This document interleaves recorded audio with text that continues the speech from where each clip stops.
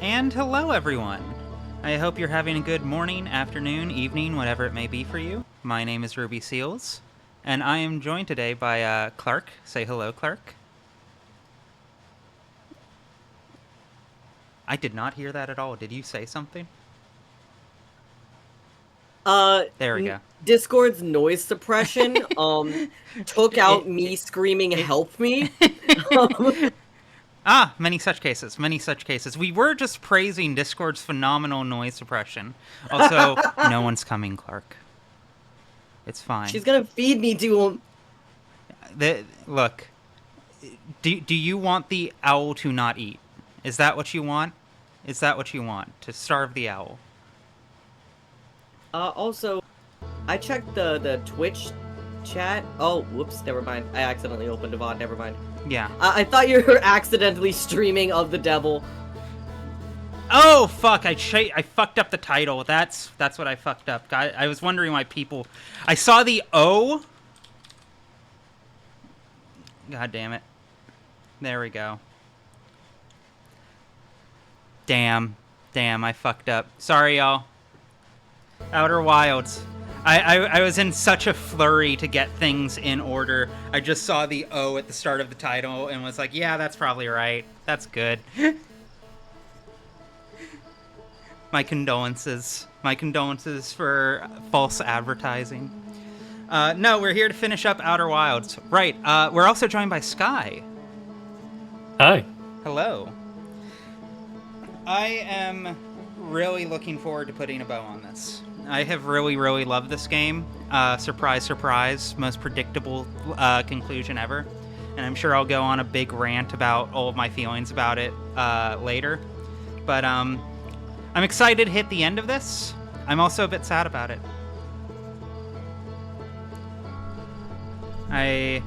It's one of those things where, like, as ever, I think the sign of a truly great, not just game, but any work of art is like you're happy for it to end, but you also don't want it to end. And the fact that I'm in that headspace with this proves it's doing something beautiful. So true. Okay. I've been doing my best to stay spoiler-free with all of this. I mean, at this point, I don't feel like there's any more spoilers you could find. But also, I have no idea what we're to do next. Yeah, I was going to say, where were we at? Where were we at?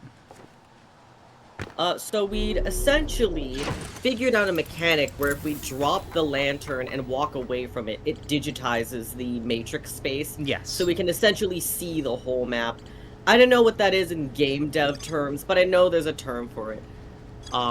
We can see everything before it renders.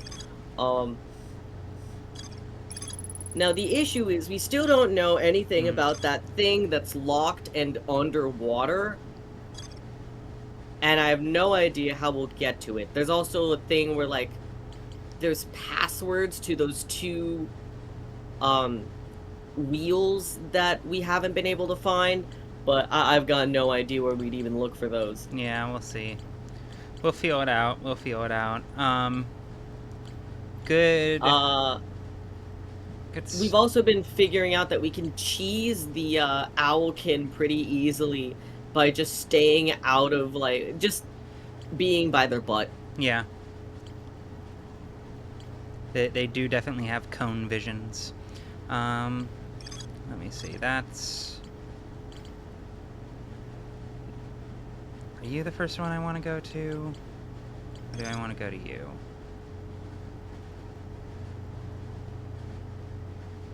Right, okay, we're trying to find these panels. That's where we were at. And I think we came really close to finding this one, but I think I got sideswiped by running out of time before I could. But this would be the one on the upper ledge, I believe? No, this is the one in the Cinder Isles, so that will be easy to find. Start with that. If that doesn't work out, then we'll figure we'll move from there, because we know it's something in the other world, as it were. Yeah, it's like some kind of digital circus in there. It's not even amazing. It's just normal. A normal, boring digital circus. Doesn't even have cotton candy.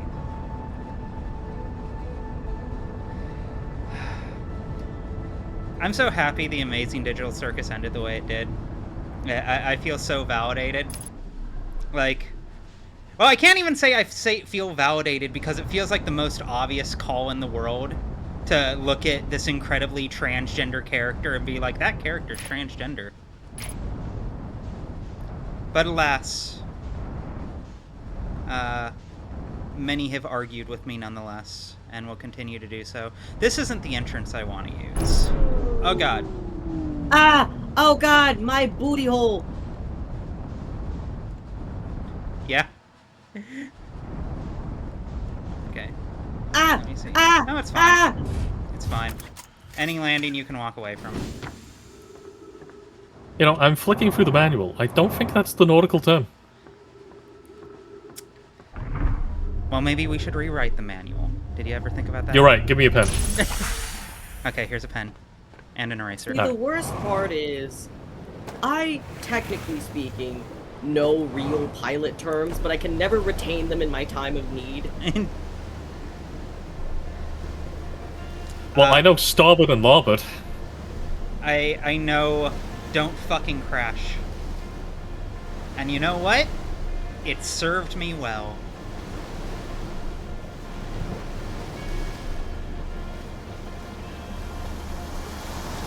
I do feel like these rafts would be very, very fun to drive in real life. Oh yeah, no, absolutely.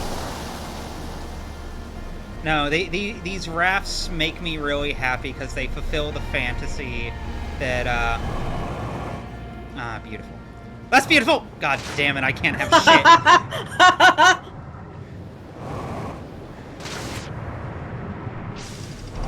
No, you get back up here! No! No! God damn it. Didn't even animation cancel and Trickster stance to get out of it. I'll do better next time.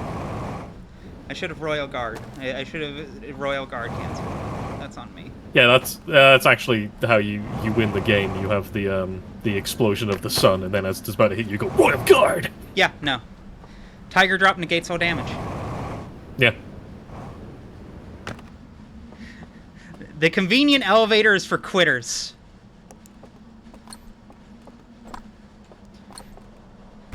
Sure, the elevator might be convenient. It might be practical. It might even be the intended way to get up here.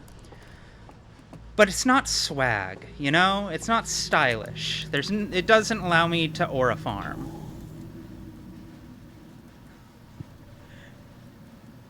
You know that one gif of Ed, and Eddie going past Oh, I the forgot the fence? fucking... I forgot the thingamabob. God damn it, I always forget the goddamn thingamabob.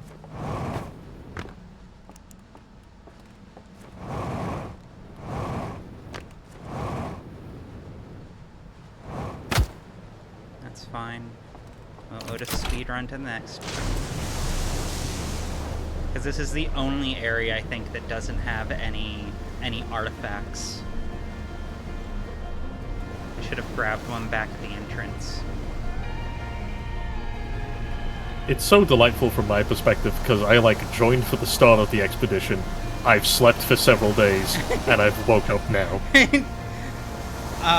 Fucking... What was his name? Gabbro? Gabbro vibes. Yeah. They're, so what do you remember so I can catch you up to speed? Coffin.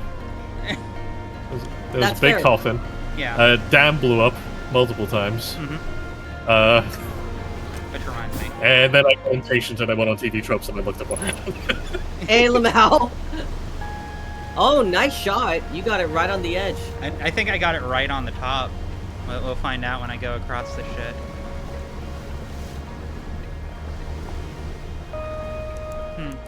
Why is it feeling slower than usual?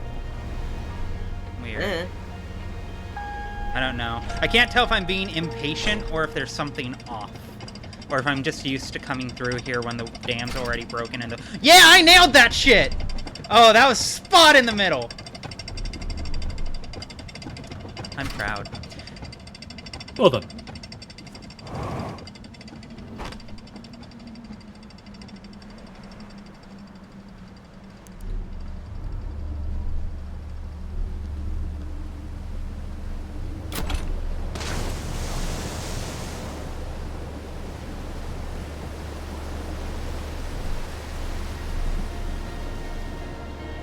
Still Okay. mesmerized by this area. I really love it.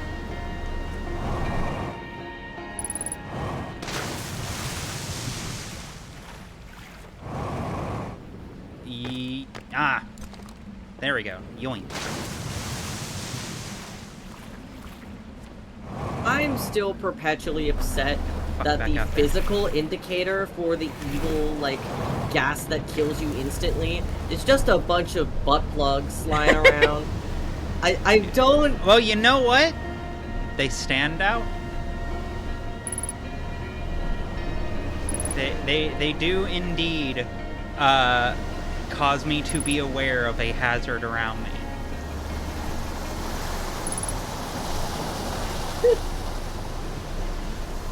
God, I feel like, do I just want to reset the cycle at this point? It'd be such a waste, but also that timer's going down real quickly. And I did not choose the right way to approach this. Wait, is that... There's been another raft over here the entire... It's fine. It's fine. I'm not mad. It's fine. It's fine. Well, are these fucking rocks made of Teflon? I swear to God.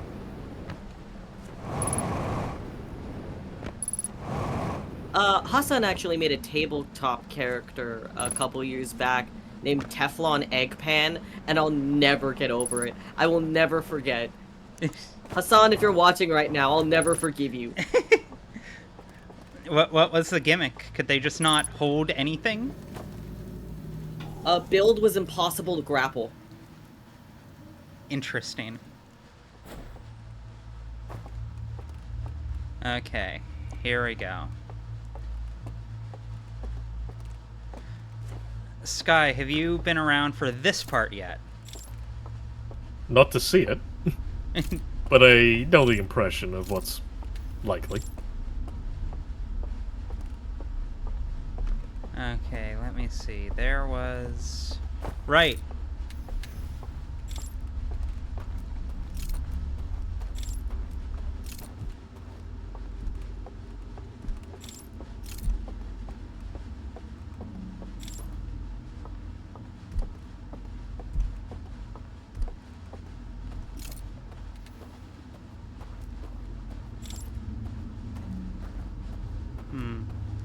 I feel like I'm no longer alone within these sections.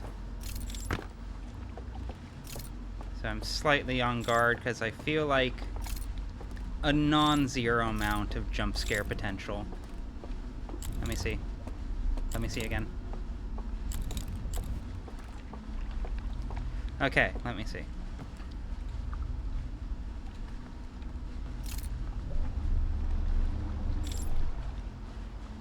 Oh, right. There I remember there being here. something here. Yeah. you Yoink just me. gotta- I said yoink me. Thank you. Ah, oh yeah.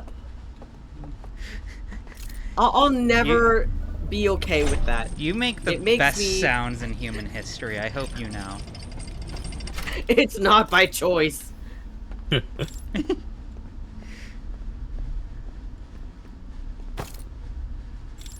Oh, right. I Fuck remember your what house. happened now. Yeah, they're not happy about that. What a comforting noise. I mean, to be fair, if like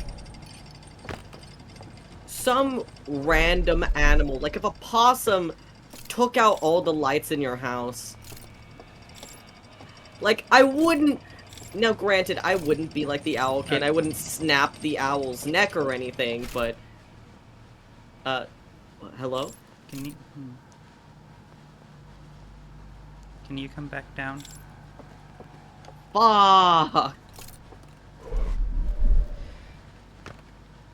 Planet with the rings again as well. Okay, right. Oh, and the music's scary now. I hate it. I hate it here.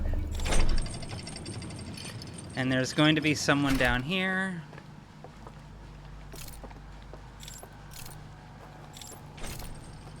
Oh, I hear people moving. Oh.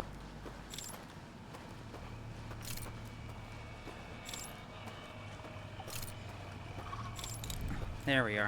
No, you don't, not in your trajectory. No, this is great, actually. I too am alarmed. It's okay, Sky. You're safe. Thank Clark, you're fucked. What the fuck? Right, if I remember right, we got, like, literally right here when we ran out of time. Oh, God! Oh, God! I feel betrayed. I feel slighted. I feel abandoned. Watch out. Oh, God, do I even want to try? I feel like we're already fucked on time.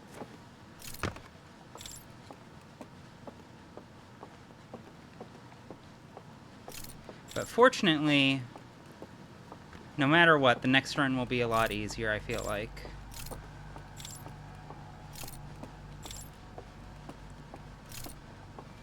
I know all of the right movements to make. I know that's the right way.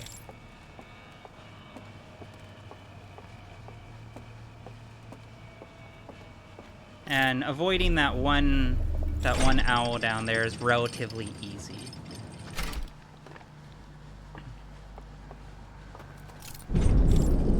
Oh, yep, there we go. Fucked.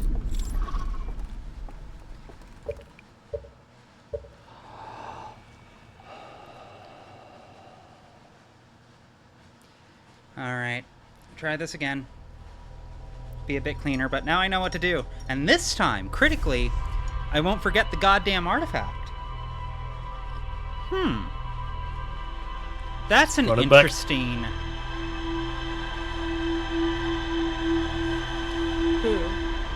Oh, never mind. I forgot that it plays the memory in reverse from where you die rather than from the start. And I found it very odd that it was starting with me having the artifact. I do feel like the first run of any, the first flight of any Outer Wilds playthrough is a little bit like the first pancake. The first one's always gonna be fugly. Yeah, no.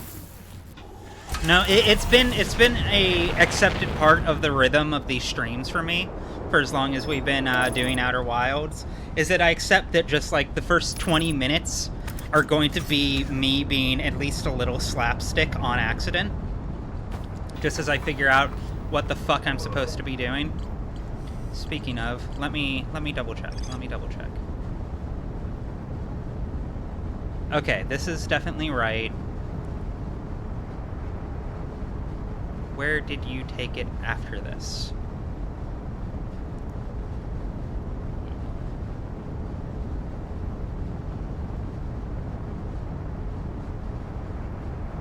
Okay, you just handed it. You went back, you got yoinked. Are you going to show more than that? Or is it literally just that I need to get to the center after that? Yeah, extinguish.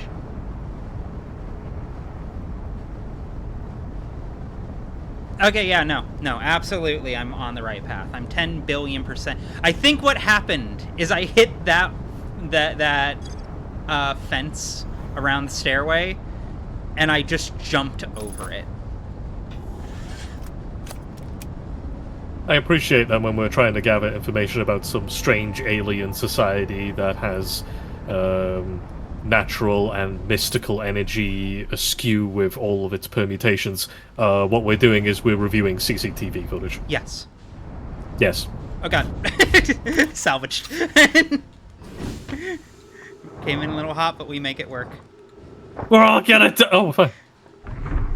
Never doubt me again. Okay.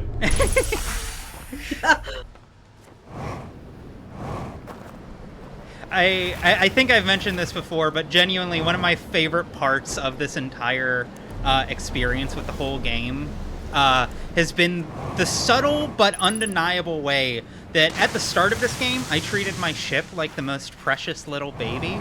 I was so delicate and careful and afraid to do anything hazardous with it. And then, like, fucking 100 time loops later, I'm just like, this Honda Civic is getting slammed into the side of that Arby's because I think it's funny.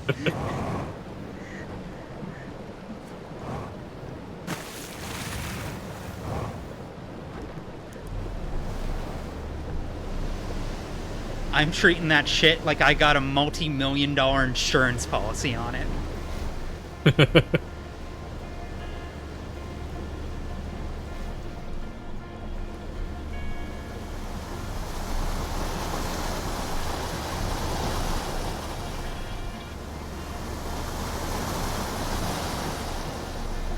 Okay. For real this time.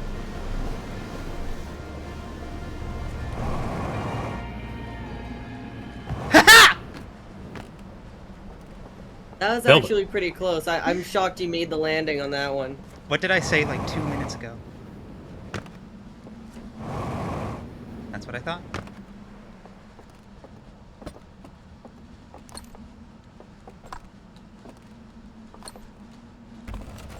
Fuck off.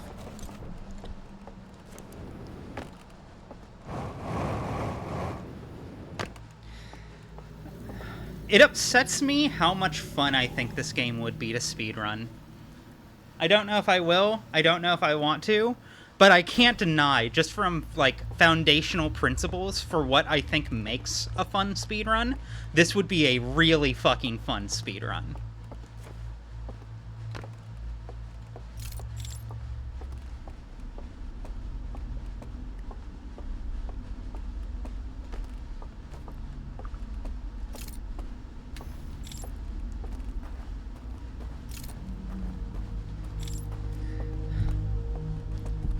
I think I wouldn't want to speedrun this purely because I think that would be what 100% ruins the game for me.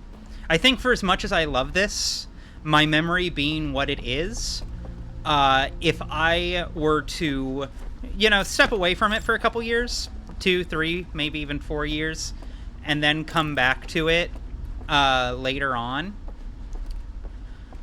with just distant, foggy, vague memories that I know I'd have, I'd be able to rediscover a great deal of it.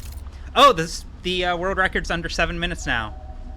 Hell yeah. No, I'll have to check that out. Oh my god. I've watched a few speedruns of the base game at this point. I was quite curious about how precise it could get, because it is very clear to me that, like, this is a very easy game that, as everyone's pointed out, once you know what to do, you know what to do. 7 minutes, that's... Jesus. Oh, whoops. I'm like, why is this so fucking bright? Huh. It's usually not. That's why. Oh, shut up, whiner. Daryl! The lights went out! The neighbors are up to some fuck-ass shit again. I mean, if I was in this environment and heard that noise, I would just straight up just drop the artifact and fall down and not get back up again. Okay, credit where it's due, credit where it's due. That is how I responded the first time I heard it. It was terrifying. But you see, this is the thing that I kind of love about the rhythm of Outer Wilds, and one of the ways... I do think it's one of the smarter things it does, and I'm still looking to find the exact words I want for it. Oh? Let me see. But, like... So, you know that thing in a game where you play it long enough, and the metaphor of it all starts to fall away, you know? Like, it stops being, like, Silent Hill, for instance, or Resident Evil, you know, and it becomes this game you know really well and are able to blow through and appreciate and value the mechanics of. Cool, this is right. And I think that happens with basically any game you play sufficiently on a long enough timeline. Inevitably, the illusion kind of falls away. That is, I think, in a lot of ways, what learning a game is stripping away the illusion so that you can better understand the fundamental working parts. Yeah. And the thing is, where a lot of games kind of get worse when that process kicks in, not universally, but a lot of them, especially the narrative-focused ones. Okay, this is actually kind of tense.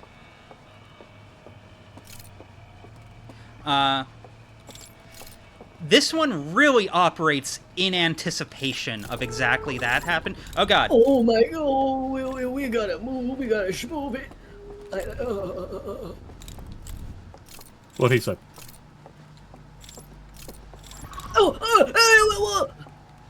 No, this is good. Oh, we can bait him. Oh, I see. Yeah, no, these guys, again, once I understand... Oh, do you mind? Oh, piss off, piss off, piss off.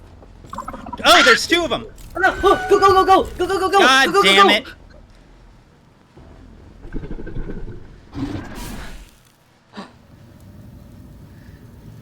There were That was two of surprisingly them. gentle. Yeah. Well, if you don't have the lantern and they catch you, they just snap your spine. Yeah. I was prepared for that. I was like, oh, I like my neck.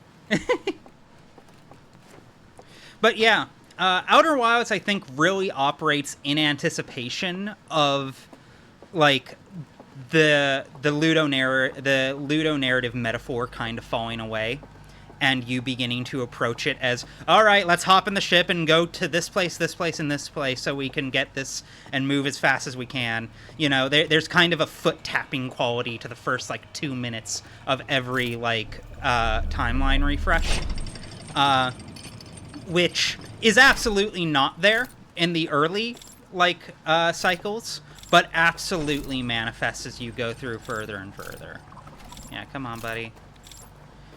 It is an aspect that I find very interesting in, I guess, time loop fiction in general. Yeah. Is like the fatigue, the loss of like connection that can occur over multiple loops when things stop having their novelty and they become expectations and stuff like that. Exactly. Which is why I like when some stories as well like set that up for some subversion and stuff like that. Frustratingly, every single example I could list would probably be a spoiler. So yeah, no, you'll just have to take my word on it because I'm always right about everything anyway. No, it's yeah, exactly.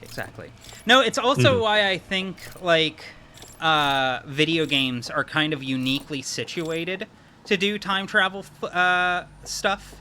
Because in a lot of ways, I feel like kind of almost every game is a time travel game. Not universally, but a lot of them. Basically every game that functions off of, like, save point, shall we say. Any game where you can do it again. Hello. I mean, that's what, the Dark Souls principle? Oh. Ow, Same. my balls. Alive. For now. Oh. I need to take the side path. I think I'm fucked.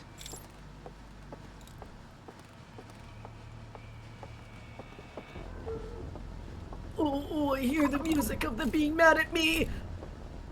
Oh. Oh. Do you think the elves know how to jump? Do they think they see Do- you doing that and they're like, what the hell?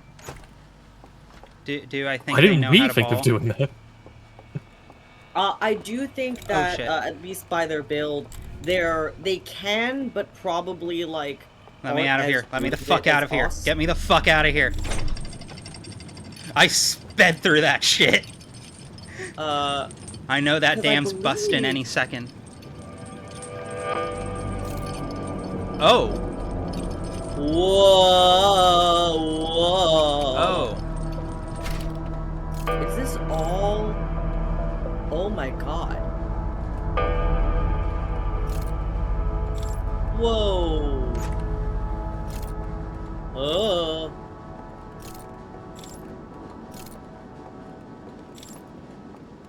Okay, there's got to be a couple usable reels around here.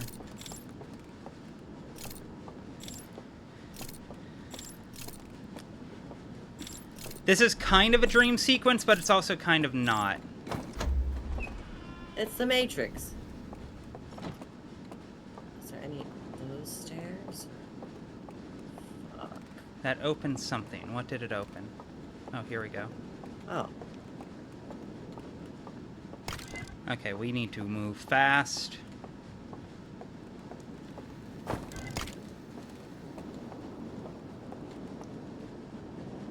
Alright, let's see here.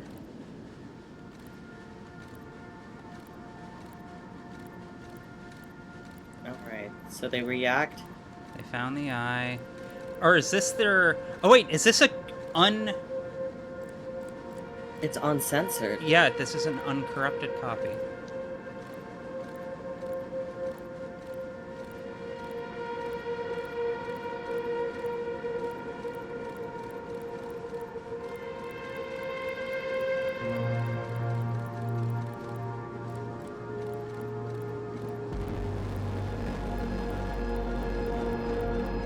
Yeah, about...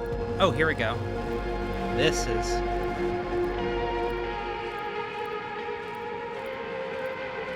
What?!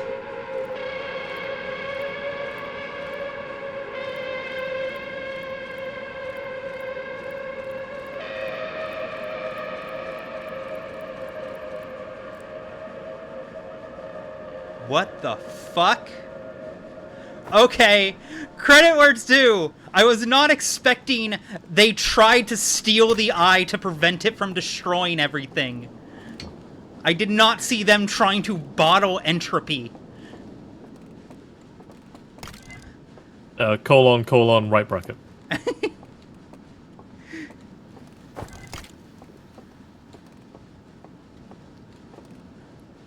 Alright.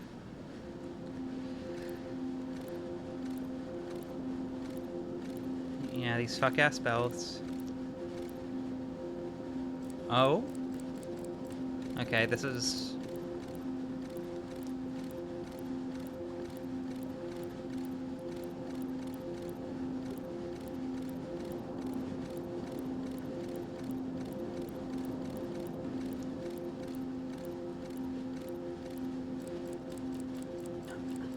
It can't wake up someone who's dead, which is why they're all stuck here. Yeah.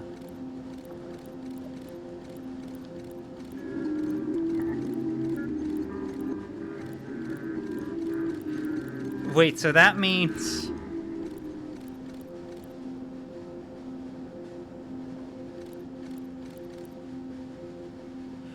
Okay, that is a solution to how to deal with those. And granted, I wouldn't have thought about exploding myself. But I guess that scans. I'd made the suggestion earlier on a whim, I think on stream 5. I didn't think that was actually the answer. Or, I'm supposing it's just an Shit. opening to some of the entry. Oh, go, go, go, go, go!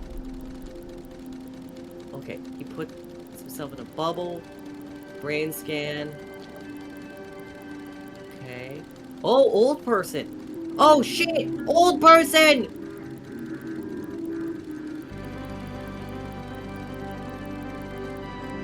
Okay. Try and parse this a bit more, since we haven't been flooded out yet.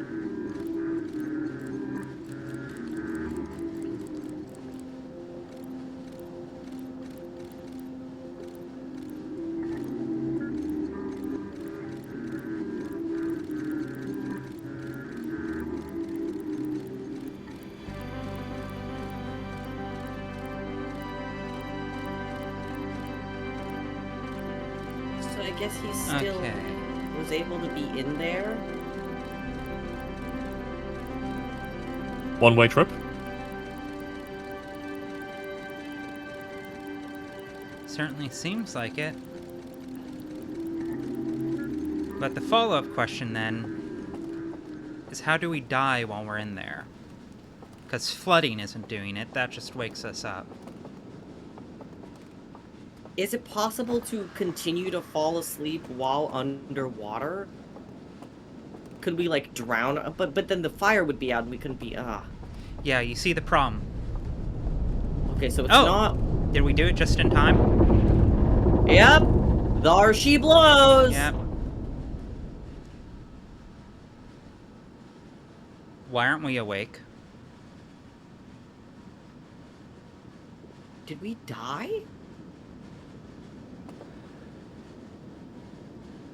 Is it because we weren't holding the relic? The artifact? Oh shit, maybe. But then again, if that was the case, then why wasn't the digitized? Because I tried to circumvent this by putting down the thing and not letting it be digitized. So that didn't work. I have no idea what happened, but it is frightening. Because everything did tilt. That much is definitely true. Shit, does that mean all of the enemies on this map have died? Oh no! That can't be good.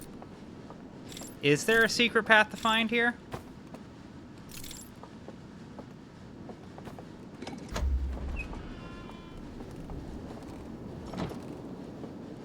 I thought the secret path was just the room upstairs with all the little scrolly wheel thingies. I'm poking around and I'm curious, but also, yeah, no, it's weird. It's weird that we're not cooked. Okay, not here. Yeah, something happened, but I don't know what happened. Ow! Could you stop? We don't have a jetpack! I don't care. We're going back up. Throw me out.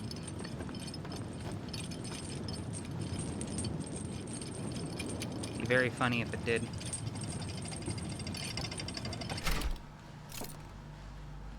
But either way, I don't really need to be here anymore, do I?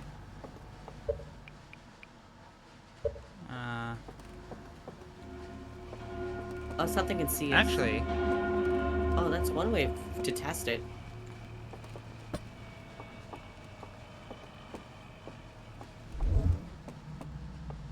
Or that. but if it's light activated...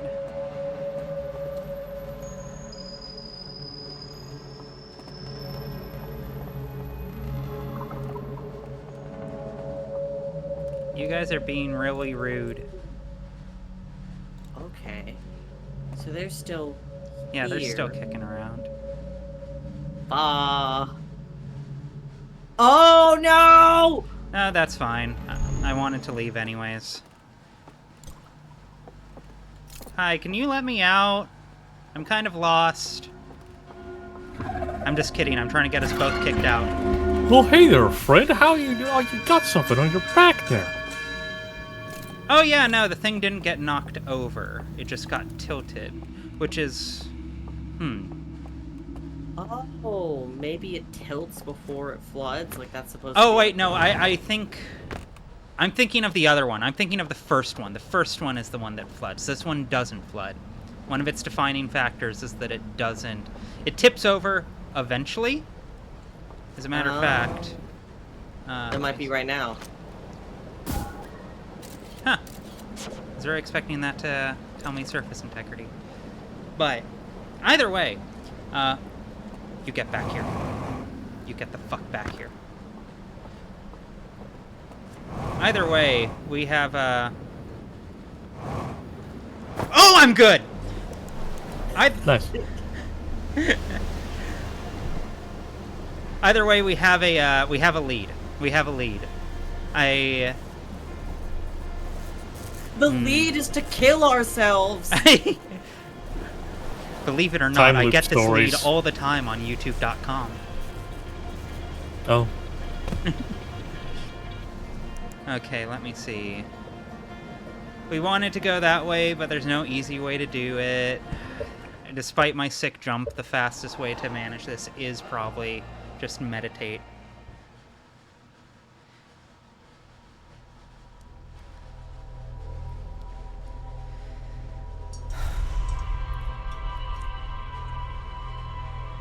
I love inertia-based movement so much. It's so much fun.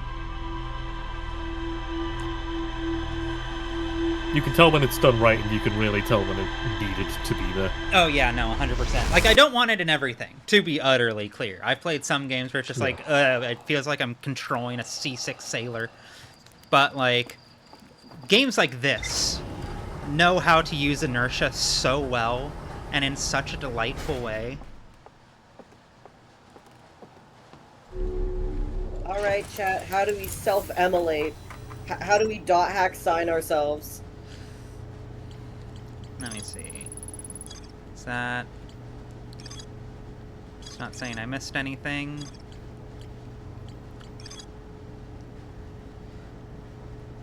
Oh, this is the first one. Okay, cool. We super needed to do that.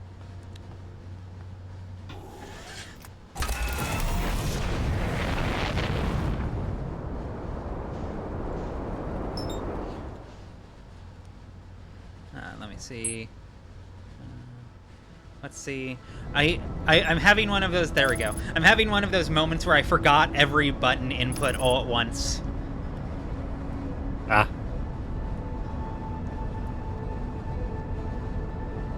Toxin, I'll be curious to see what the website is. If the chat doesn't let you post it, then go ahead and post it in the green room in the Discord. Okay, let me see here. I will be right back while you land this.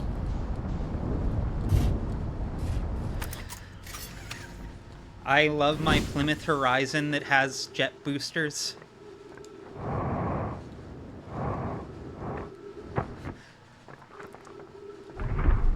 My Celestial Subaru Crosstrek. I spot a Subaru Crosstrek. Okay, is he still making things? Hobo Is Johnson? he still making music? Yeah, is he still making music, or did he stop? No, he's still making it. It just got real bad. Hobo Johnson, like, God, what a fucking swing and a miss of an entire creative career. I hate to say that, but it is what it is. Yeah, sorry the link's censored. Because, like, I wasn't a huge fan of his early stuff, but that second album he dropped, I really liked and appreciated that. And then after that, like, literally the next 2 or 3 albums he released after that were very clearly built from the ground up to alienate everyone who ever liked him and carve off every fan he ever made. It's genuinely... It would be like... It was like listening to the end of Evangelion, but without, like, artistic vision or creativity or a desire to make sure we learn something, but just a desire to make me as a listener go the fuck away. He recently made a... And, like, to be clear, when I say this, I mean that one of the albums he released was literally titled Hobo Johnson Alienates His Fan Base. And the first song on it, if I played it for you, you would be like, okay, so this is a joke song, right? Like, this is a gag? This is a gag. This wasn't released on a major label for money, right? Like, this is some shitpost someone uploaded to YouTube. No. And to his credit, he did recently drop his first, like, real album in quite a while, and I gave it a fair shake, but I don't know.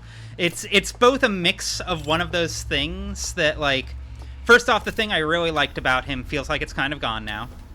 And secondly, what was it? It's also one of those things, I'm sure other people have had some equivalent where, like, when an artist does some certain things, even if it's not, like, immoral or wrong or anything, but just, like, certain creative choices, you can't help but view them a bit differently. You know, it's hard to view them in quite the same light, and like that destroyed whatever conceptualization I had of him as someone who was, like, you know, maybe a little scrappy, maybe a little messy, maybe a little untraditional, and, like, not exactly highbrow, but, like, you know, doing what he loved and having fun doing it. Because to drop 2 albums to deliberately tell your fan base to fuck off, that's a pretty clear sign that you don't enjoy doing what you're doing.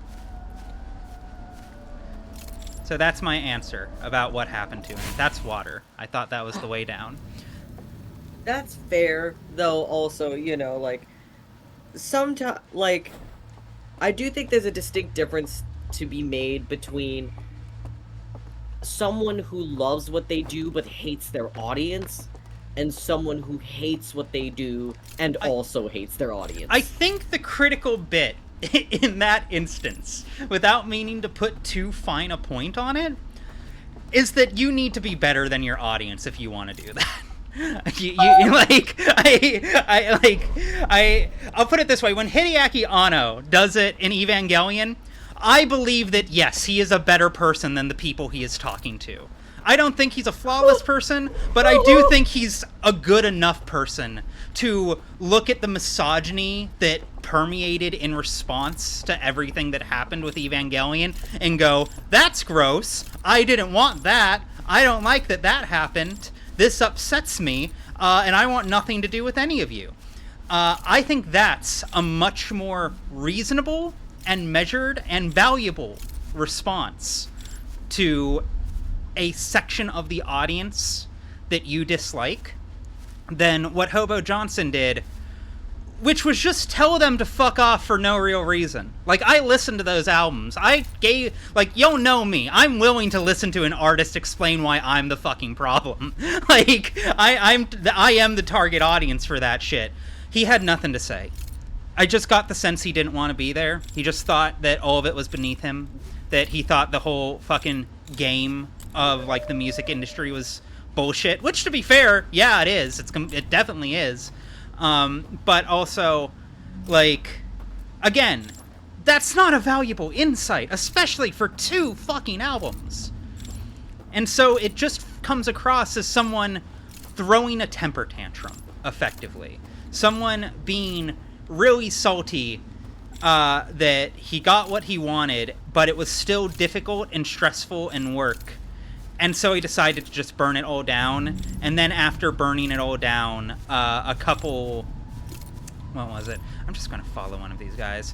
And then after burning it all down, a couple years later, turning around and being like, okay, guys, I'm sorry, I didn't really mean it like that. But here, let's try and be serious again, okay? Let's just pretend that didn't happen.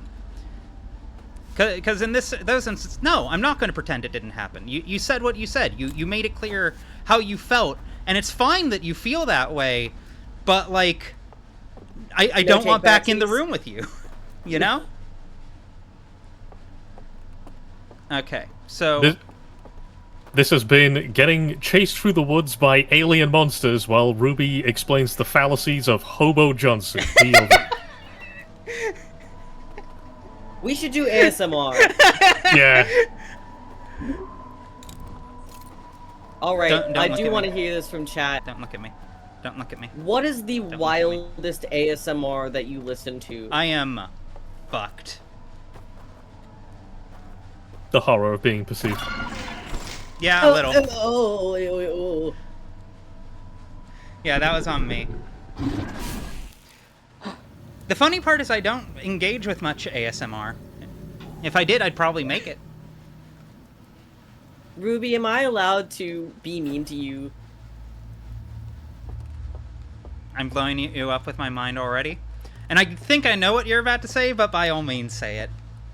Because, you have your usuals, like your video essays and whatnot, your theater lectures and history that you like to listen to when you go to bed. Yeah. But every once in a blue moon, you'll listen to an ASMR video of just some guy playing Smash for like 3 hours. And Okay, just I the do, controller in my sounds. defense, I do that less so these days.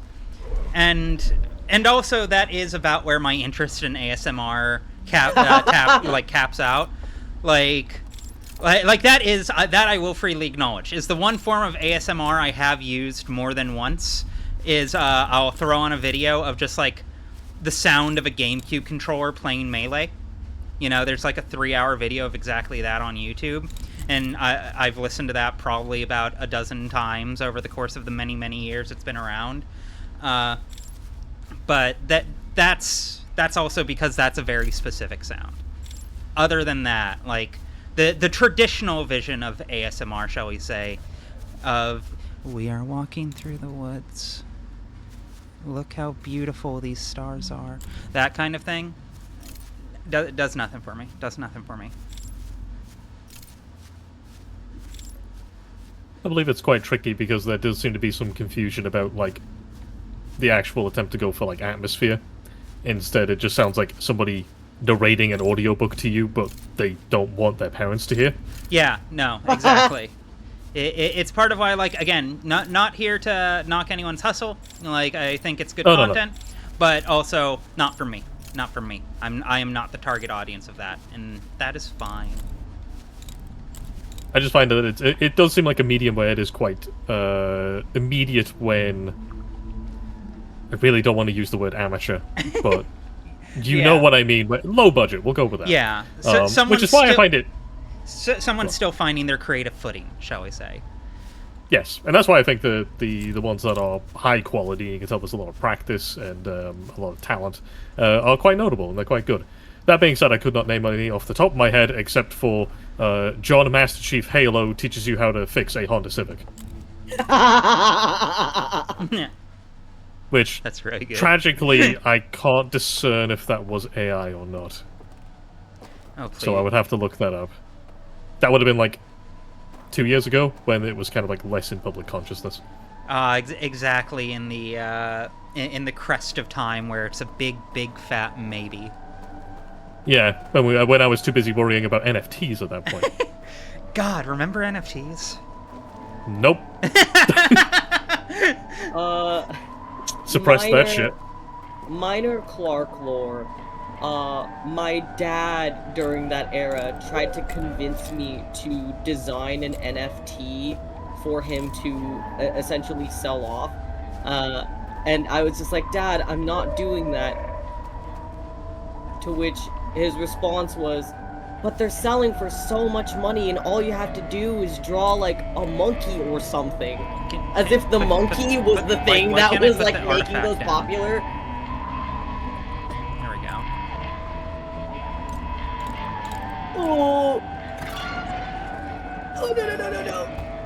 Nope. I think it's looking kind of bad. God damn it. I was so close. I was so close to being sick. The worst part is I'm going to get over here and then have no idea what the fuck I'm supposed to do. Because this isn't the first time we've tried to get in here. The best idea I currently have is that there might be some way to extinguish the lights in that building. But for the life of me, I have no idea how, and I don't think that was in the setup for it.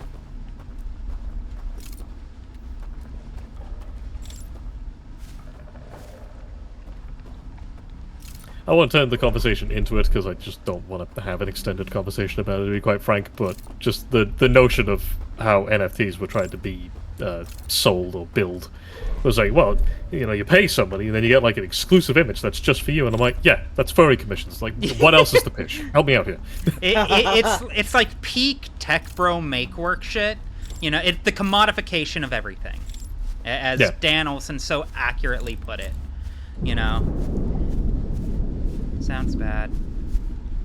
And again, it's like, if I've got $50 and I want an image, there are better, saucier revenue streams to look into. Damn. Huh.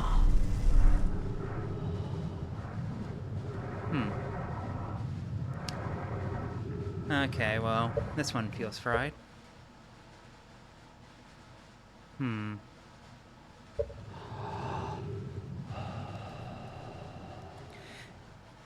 Yes, I say furry commissions with no hint of irony or like eye rolling or anything like that. It's legit. You see so much talent on display because people have drive for that shit. Yeah, no, like there's a million ways to create, like to acquire or create or even just foster, shall we say, an image that is intimately connected to you and truly feels like yours in a profound way that doesn't require the fucking blockchain. Yeah. It's goofy. I don't need a monetary...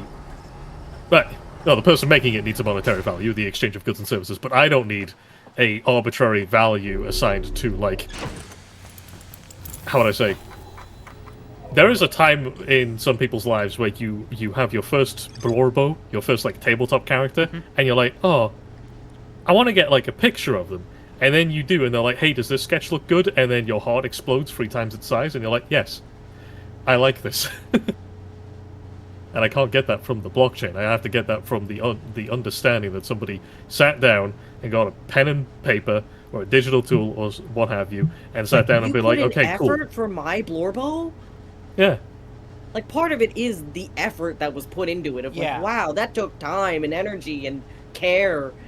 No, like, genuinely, I think that, like, that's one of the big things that, like, it's not the centerpiece of, like, the AI conversation, but, like, it should be something I think that gets brought up a bit more. It's just, like, for want of a better term, the human connection that can come from that process. Like, I actually Absolutely. I have a small treat to share with y'all at the end of stream. We'll get there when we get there. But suffice to say, my artist has been quite busy. Andromeda has been very busy putting together assets for future streams. And she sent me over some stuff that I was so fucking happy when I saw it. I was so overjoyed. And I got to share that joy with her. And she got to be excited that I was overjoyed about something she had done. And that humanity of that interaction just gone when it becomes a button press, you know? Yeah. Like, a relatively minor point in all of this, all things considered. But one that I think is absolutely worth noting. Oh, I think it's crucial, yeah. Yeah, 100%. 100%. You are so right. And yeah, there is a joy there is not just a joy in something being created, but seeing something that you create bring joy to others. Exactly. Yeah. It's why we keep the comments on, because yeah, sometimes it's just dog shit, but sometimes sometimes there's somebody who's just like, hey, this really changed my perspective on stuff, and I like your voice, and it's like, oh, maybe it is okay. This is why, like, one of my big secrets, I don't talk about it too often, but basically every comment that's ever gotten posted to the channel, I've read it. Pretty much all of them. I think I've maybe missed a handful here and there, you know.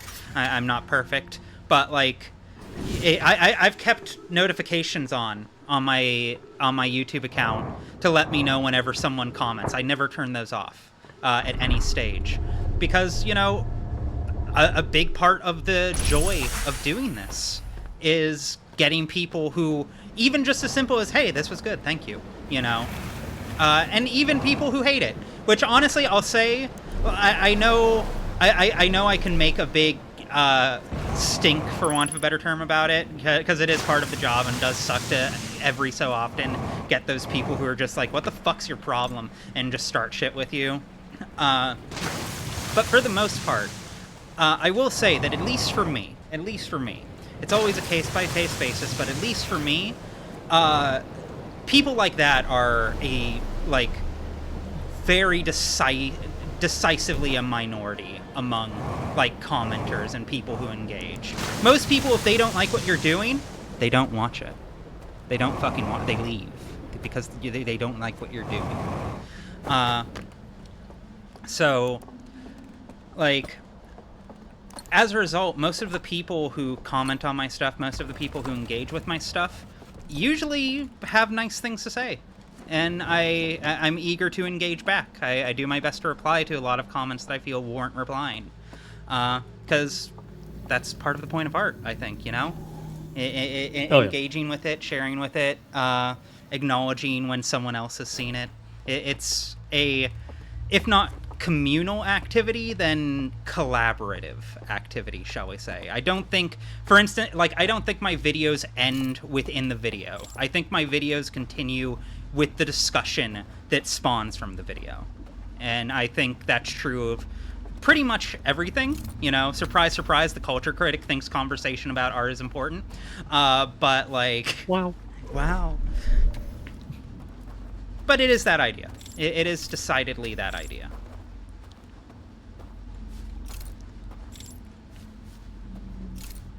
I'm turned around as fuck here. There we are.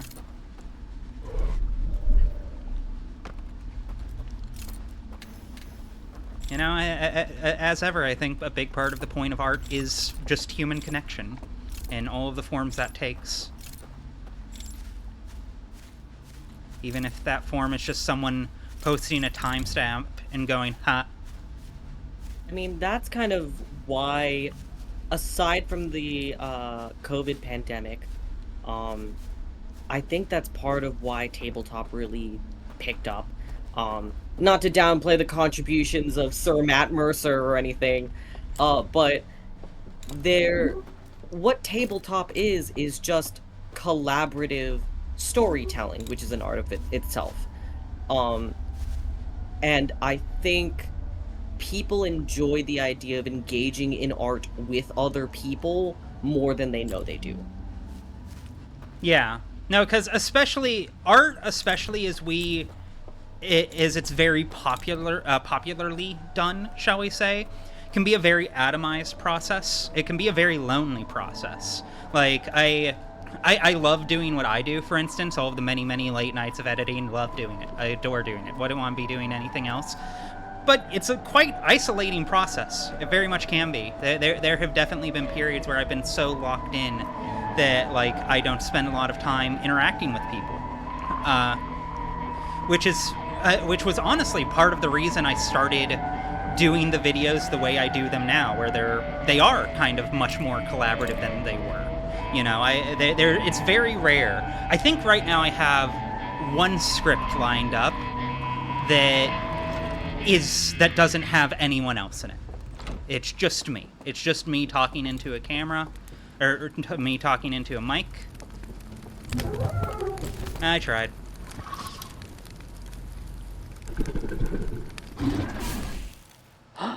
I just don't know what we're supposed to do. Yeah, this is the real issue I'm having. We'll try again. It was worth the beeline, but oh well. We'll try again another time before we start asking chat, how do we make ourselves explode? This is the only bit that I'm kind of truly stuck on. Because, like, it didn't give us any hint other than where the location was. But, like, we already tried this one, like, a good dozen times, I would say. Or at least a half dozen. So I'm not sure what we are missing. I tried to go in quantum form. That didn't work, and even if I could, it wouldn't work because I'm all but 100% confident that I'm going to need this goddamn lantern in order to, whatchamacallit, in order to, use what's ever down there.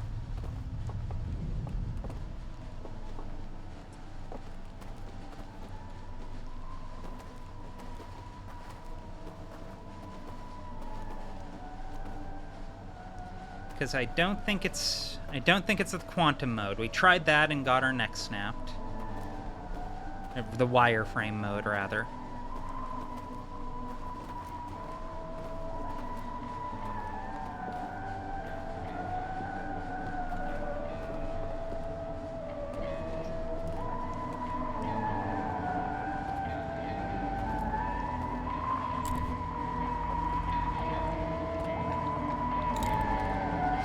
But it is notable that it doesn't seem like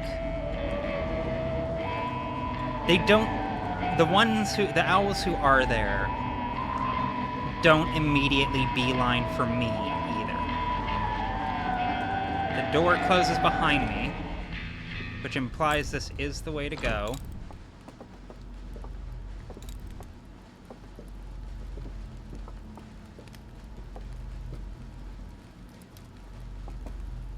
But I can't go there. I can't go there.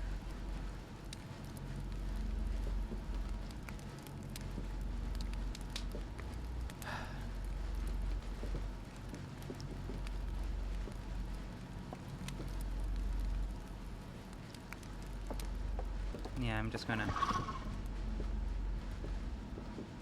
Oh well. Here, put it in your eyes. I don't care. I hope that hurts. I hope it's not comfortable for you. God damn it. I like that the animation seems to fake out that they're gonna eat you, and then they just blow up the lantern. It's definitely threatening Vor. It does make me think of that viral gif of those tarsiers that are being scared by the zoologist trying to feed them crickets. Just, Harold! Get it out! Get a cup! Put it under a cup!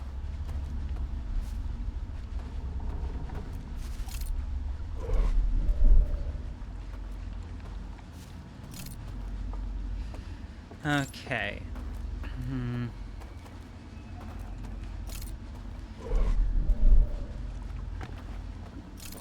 It feels like... Okay, I've gotten used to these now. Let's carry on. Thank you for the follow. It feels like there should be some way for me to blow the lights out in that building. You. It feels like there should be an extinguish thing.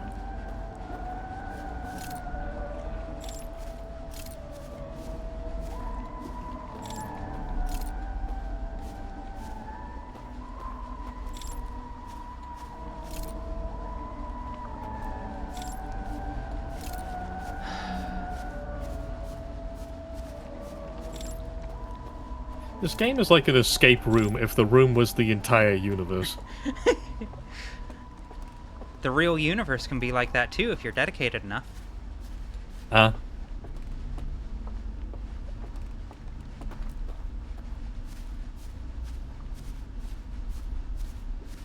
Yeah, I suppose everything's an escape room if you just sort of zoom out far enough.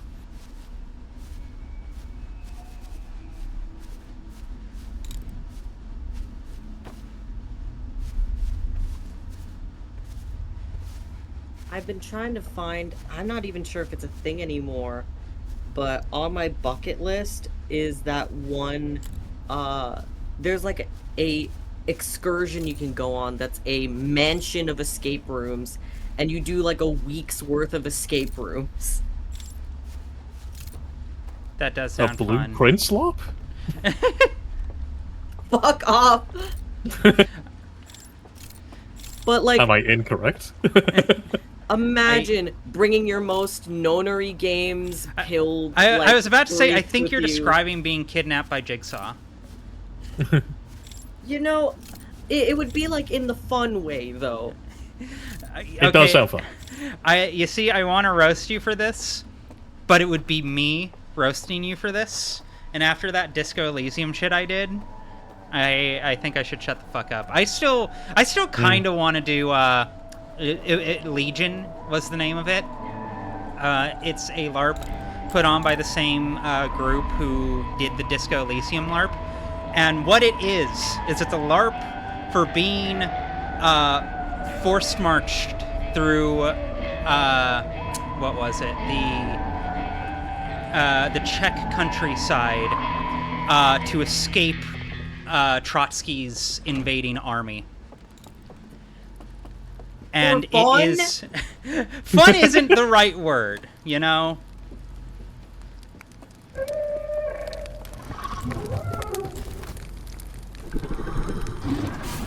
A for effort. Fun isn't the reason I want to do it. I'm gonna go check the fucking ship log again. Yeah, type 2 fun. Type 2 fun.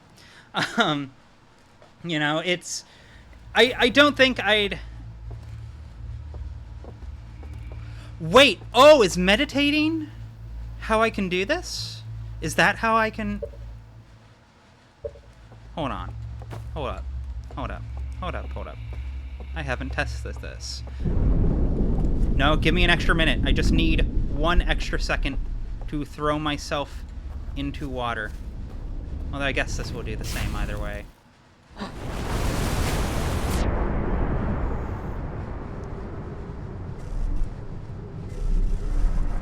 Alright. We won't reset quite yet. We'll go try this proper. Because I think maybe I might be onto something. Yeah, how many levels of Dream Self are we in now?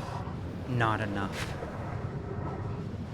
Yeah, do we have to Inception ourselves? Like, do we have to find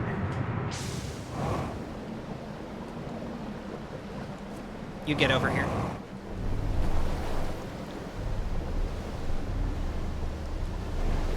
Alright, there we go. Right, Legion.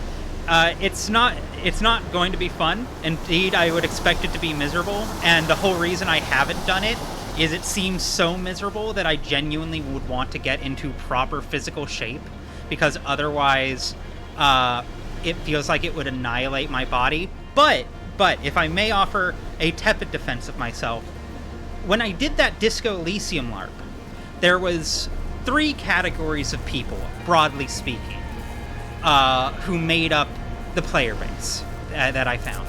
One was, of course, Disco Elysium fans, who were there because they were really excited about the idea of a Disco Elysium LARP, and they wanted to explore that. Category 2 were people who were just fans of LARPs and thought this sounded ambitious and interesting, and they were super on board for it. And then Category 3 was people who had played Legion, that was made by the same people, and were so impressed with it as a work of art that they needed to experience more. And whenever I talked to them about how cool this LARP was, all they wanted to talk about was how cool Legion was. And you know what? Good for them. Legit.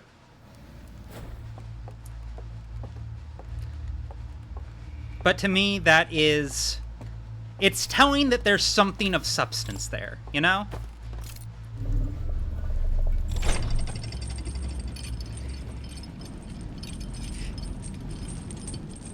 Yes, all 3 of us are blind on the DLC. All of this is freshly new. If you'd like to see us go through all of it, all of the VODs are up on the VOD channel. We've been at this for quite a while at this point. Indeed, I'm kind of hoping we'll put a bow on this today. Okay. Strategy. Will this work?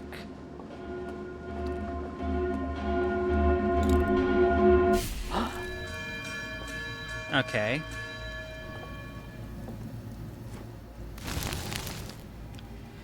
Oh, I can't doze off in the fire. I'm always having this problem.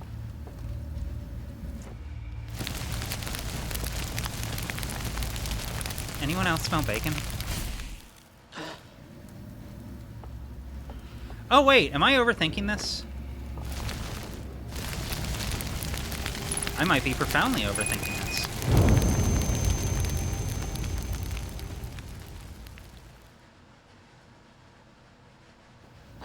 Haha! Oh my god, we did it! I love video games. I feel so vindicated right now. Yeah. I feel so fucking vindicated. I was right! You were right. You were right. You had the right idea.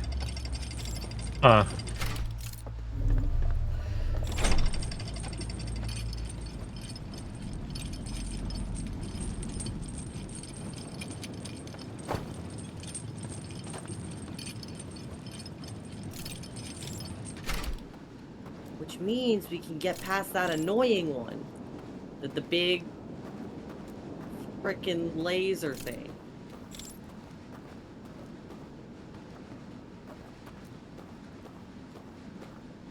Yeah, what you gonna do now, sucker? What? I can't hear you. I can't hear you because I'm fucking dead in real life, losers. Who's the joke Yeah, now? I escargoted my own ass.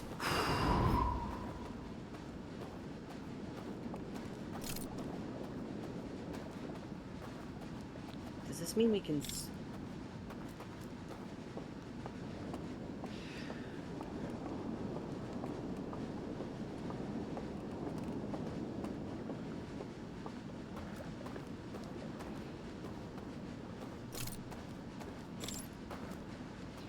This does, however, not tell us in any way how to deal with this one, though.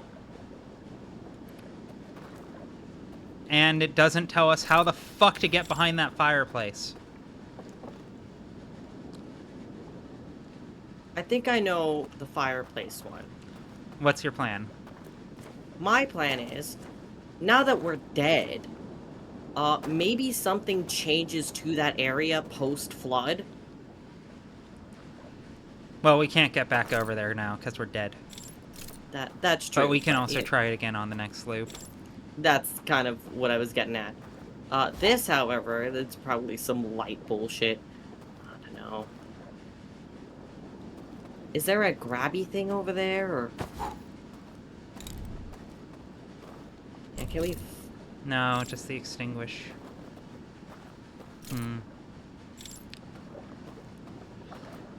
Yeah, because this is definitely the big thing we're missing. And this is definitely what's behind the fireplace. I got that one. We've got this one now. Can we put the artifact down and, like, digitize ourselves and see if maybe there's, like, a hidden path? I think we checked that already, but I'm happy to do it again. That sounds like something you've done. I just can't remember.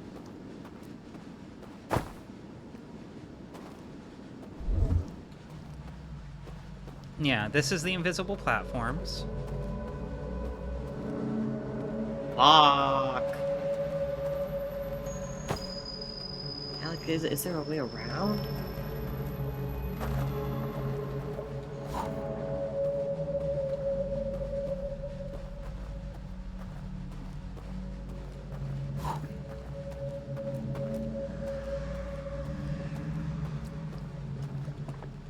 No.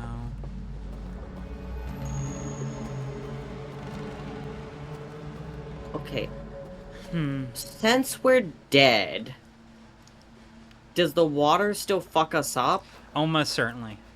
Ah, piss. Like, I'm happy to try it, but also I know how it's going to turn out. Fuck. Blub blub. Oh, that's a new no. death sound.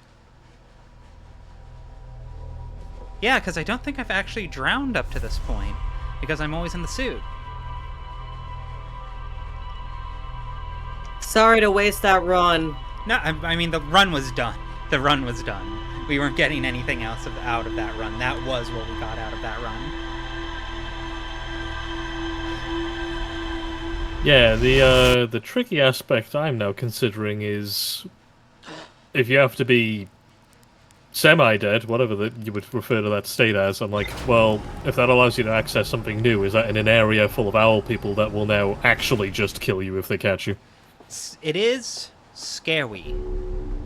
That does sound scary. But, let me see. You gotta have more tips for me. I found a slide reel that shows a container marked with a glowing symbol being handed, to a shadowy figure. The figure follows a procession of lights through the forest to a candlelit building where they carry the container into a secret passage behind the roaring fireplace. Okay, yeah, no, it tells me everything except what I need to actually know.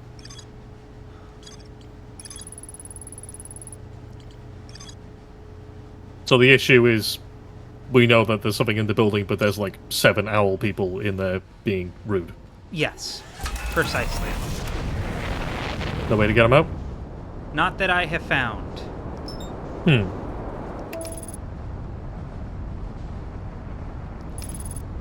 We've tried a few different avenues, as we've seen. I'm about to go try one more really quick. But also, I know I can't do... Even if I could do the wireframe thing, I can't do the wireframe thing, because I'm going to need the artifact on the other side of that in order to light the reels that are inevitably in this thing's basement.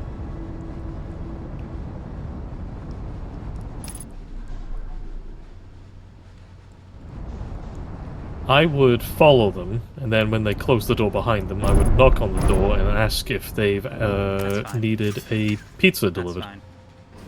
That's fine.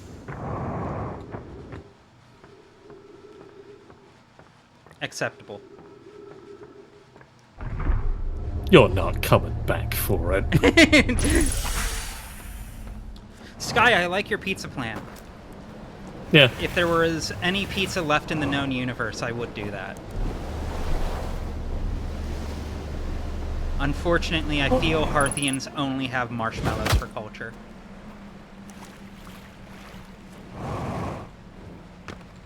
Well, I'm sure glad the owl person's in there and he's the sheriff. Honestly, the choice for choosing the owls as like the No, that's main an creature artifact. making those aliens, I think is very clever because usually owls are so they're so cute, and then you remember that they're apex predators. Yeah. Like they're designed to. They are murder machines. Because on paper, owls sound so frightening.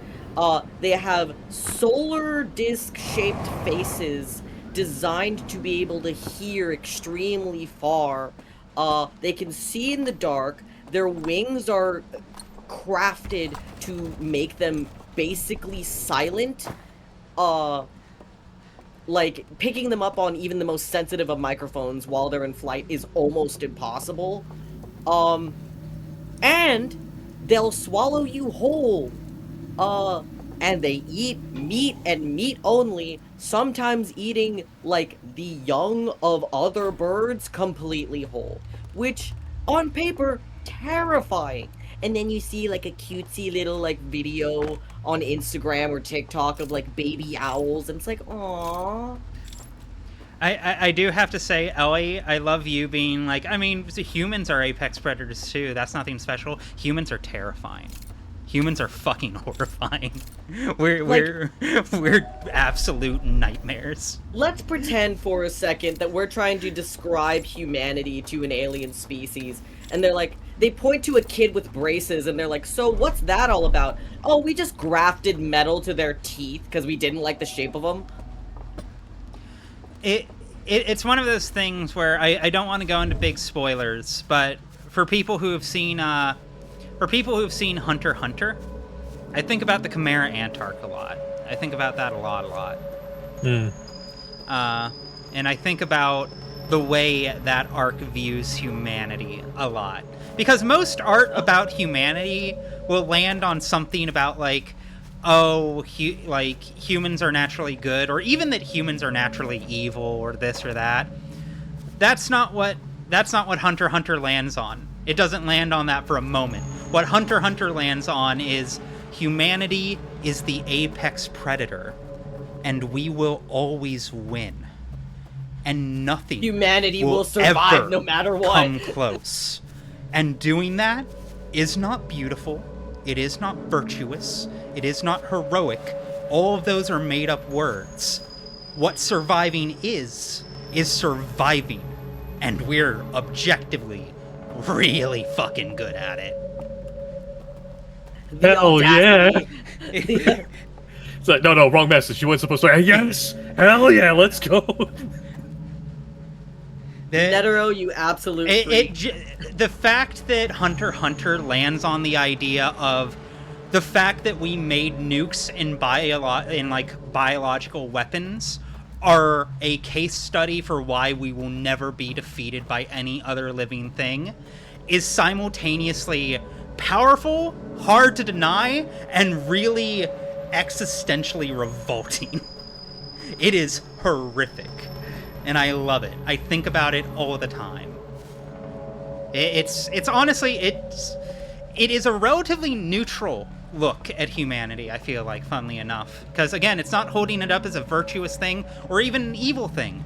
We're just other animals on the food chain, and we're winning. And winning looks horrific in this context. I do prefer it. Oh! Ah. I have an idea. Yeah, we'll try this first. It's not going to work, but we'll try this first. Leave me alone. I got close this time, though. Okay. I have an idea.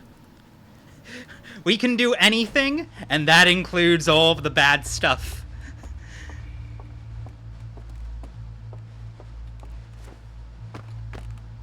We truly are the Gary's Mod admins of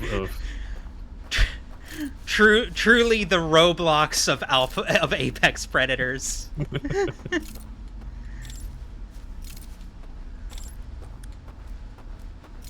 Okay, let me see. Maybe if I try extinguishing that thing again, and then looping back around, because I don't need that bridge anymore. Is that the move? Is that how I've been fucking myself over?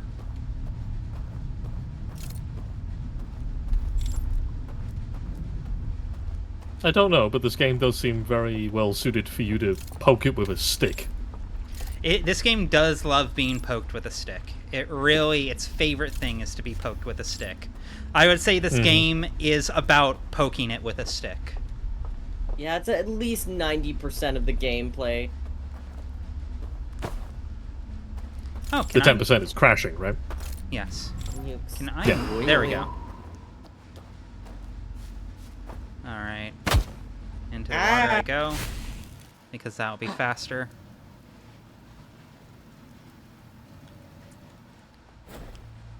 Yeah, just the time loop immortality fatigue, where it's just sort of like, I'll just die. It's Exactly what I was talking about.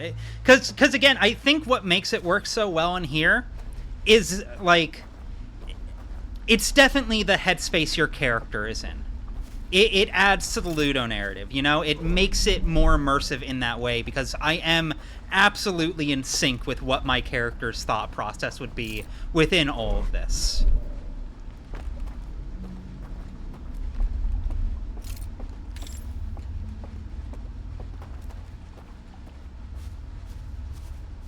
I see you. I have a burning desire to read In Stars and Time fanfiction again. No. Yeah. That's gonna have to be a game we do on here at some point. I know Alice has been really keen on it. I don't know about you, but if I were trapped in a time loop with my best friends, I'd perfect cookie recipes. That does sound like a very you way to cope with it. Now I really want you to play In Stars. And I'll leave it there. I know basically nothing about Stars in Time, but I will say, just based off of vibes, it does feel like a very Clark game. Affectionate or derogatory? I think it's affectionate. Yeah.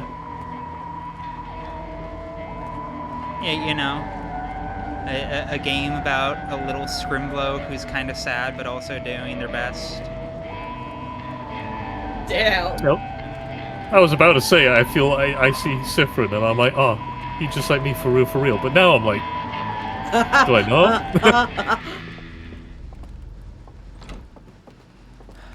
This didn't make any fucking difference.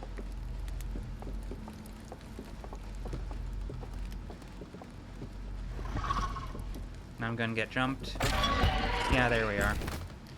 Okay, yeah, I genuinely have no fucking clue what I'm supposed to do. This genuinely feels like the biggest wall I've had. I really thought that was going to be it. I am utterly at a loss for how the fuck else I can be approaching this.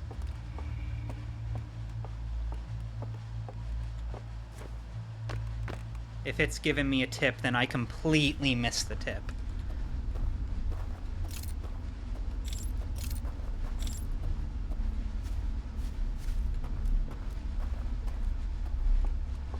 Yeah, like the Hitman player in me is already having ideas, but I don't want to. Like I'm Ishmael. You're Abe. Because I had a suggestion, because I feel like that might cause a change in terrain, but I don't know. I could be talking out my ass. I mean, you're welcome to throw it out there. Because earlier I suggested that maybe this one is another map where we might want to die, and then we just wait to flood them out. They'll be like investigating the flood, which rocked the shit out of their house, and that might give us an opening to go in, and it would at least, not all of them, but you know, it would put them in that mode where they're walking around and not all in just one place. Or at least that's my prediction as to what would happen if we were to die and then wait for the flood. But, you know, chat, tell me if that would be a waste of time. I will give it a shot after I see if this yields any results. I can't remember if we've done this specific raft. Although I'm pretty sure all of the rafts follow roughly the same pattern.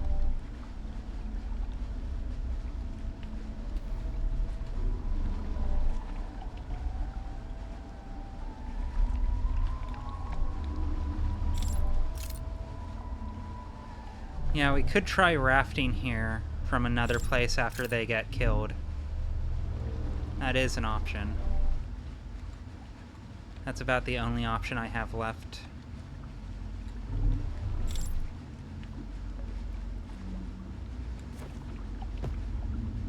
Yoink.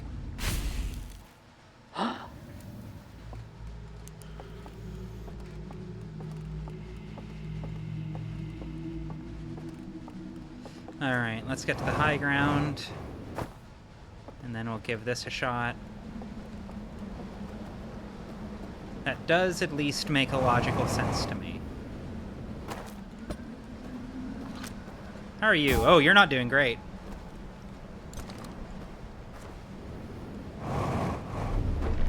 Oh, did I really miss that? Nope, I don't need to check. It's fine. No, no, no, no, no, no, no, no, no, no, no, no, no, no, no, bad, no, bad, Good. bad, bad. Babe! What? Stop! What do you want from me? I'm trying to stop!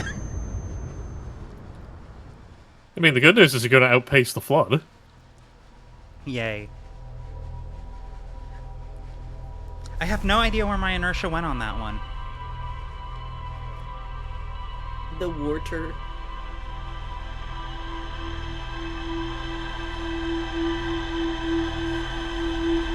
Yeah, all I can say is that, like, as far as I can tell, the problem is there are 7 foot tall monster people inside that cabin, and while I'd normally be kind of down for that situation, my understanding is that we kind of need to get them to veto the fuck out of there. How we do that, I'm unsure, but, like...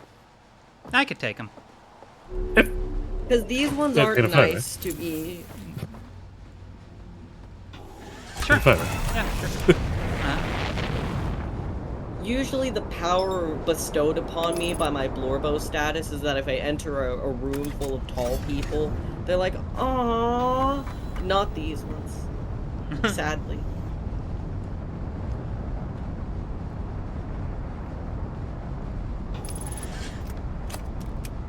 Though admittedly, sometimes I'll walk into a room full of tall people and then they'll... Have you ever given like a chew toy to a big dog that's still a puppy? Yeah. Yes. Where like, they're like huge, but they've got the puppy instinct to...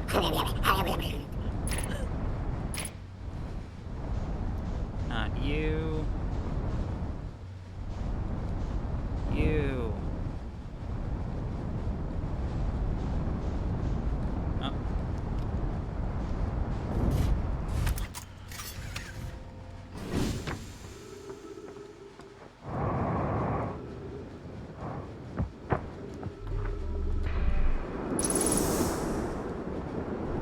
Okay, you can close now. You're letting all the air out. Whee!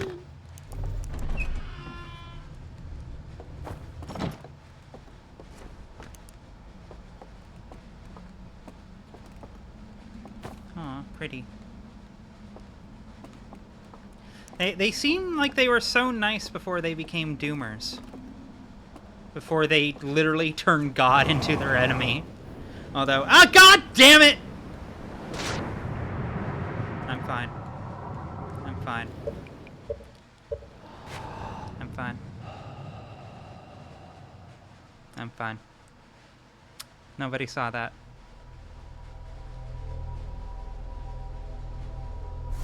Watch So out. I'd mentioned earlier that gif of I'd mentioned earlier that gif of Ed, Ed, and Eddie, all three of them trying to get past a fence. In I was different literally ways. thinking of that right now. Sorry, continue. Ruby is unfortunately very Eddie coded in that sense of like, regardless of whether or not it's a good idea, she's hopping the fence. She could open the fence normally and close it behind her, but no, she is hopping the fence. I'm not going to take this from a double D. You can just open the fence! Damn it, which one does that make me, though? Defies physics to squeeze through the hole that's in the fence. It's not incorrect, I mean, yeah, like, my first thought here was like, well, how do I just get rid of the obstacle or go through it? Can I no-clip this in some way? Yeah, the amount of times I've accidentally sequence broken in a Metroidvania is, like, frustratingly high. I keep like finding out afterwards. I'm like, was I not supposed to do that? It's like, no, you went to that area in Hollow Knight way early. Why did you not think the room full of spikes that you can only get through if you very specifically time the nail jump for like a solid minute was not the way you were meant to proceed? I'm like, Suffering from I wanted to see what was on the other side. That is a certified Ed moment. Yeah. And then, Zero Escape, Donori games. Classic. Yeah, I only had like half the... This isn't a story spoiler or anything like that. I had like half the combination for the first puzzle. Yeah. Yeah, I tried 100 combinations. I can't even blame you. Because I was like, well, it's going to be one of them. Up to my neck in seawater, I'm like, it's fine. It's fine. It's fine. I'll get there eventually. Oh, there it is. Mama didn't raise no quitter. Nope. Stubbornness is not necessarily a negative trait. I try and live by that motto every day. And I'm not going to stop no matter what anyone tells me.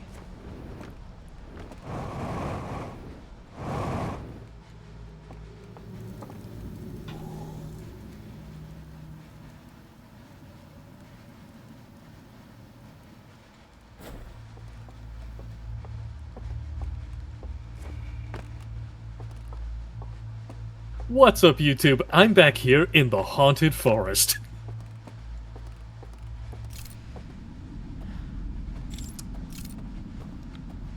I may have chosen the wrong haunted forest. No, wait, I didn't. Right.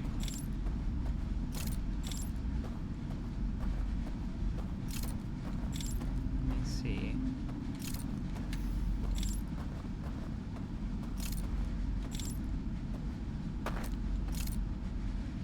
Okay. Find out if my memory's good. Yay, I have basic retention.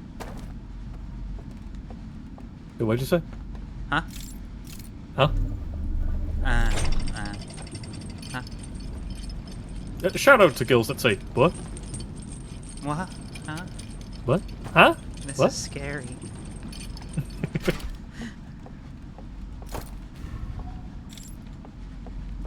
Yes, I had envisioned one solution to the cabin problem, but What's that? I want to see what you're gonna do. I want to see what you're cooking.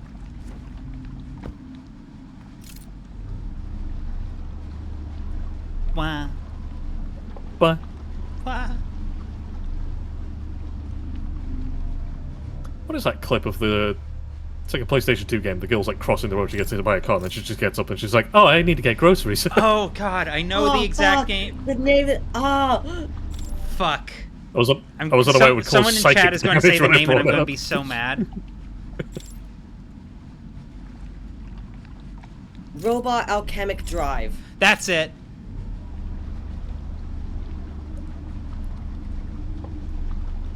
Yeah, it's just like, wow, what a trooper.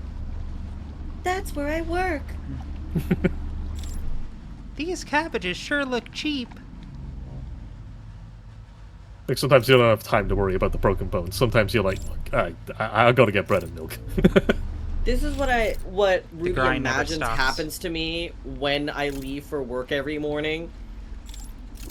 Yeah.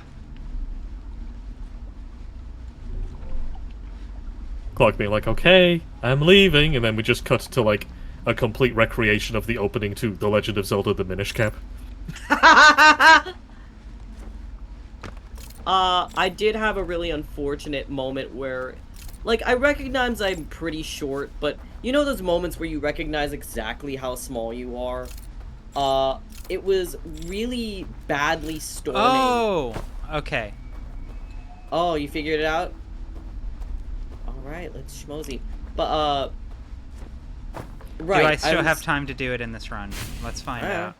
out. But I figured a thing out. And this I think will actually be quite easy, but I need to move fast. You can do it. Inertia. So I was trying to open my umbrella during the storm as I was walking home. The wind kicked up under the umbrella and dragged me like a good 2 meters. My feet lifted off the ground, and I had to reckon with the horrible fact that I could, in theory, be Mary Poppins. You could most certainly be Mary Poppins. It's something I am concerned about. I think a particularly large eagle could carry you off. You're gonna into start an adventure. sending me. You're gonna start sending me to work in one of those vests they put on dogs. Yes. Like- Yes. I don't want the falcons to take you. You just hear a red tail like just diving towards our house. Okay, that's the timer we got to work with, but this one fortunately will be pretty easy so long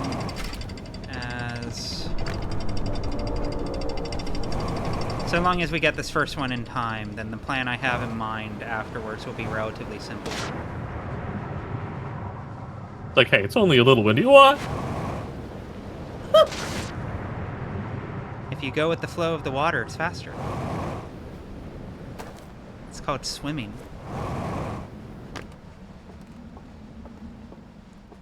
Okay, let me see here. Which one of you? You.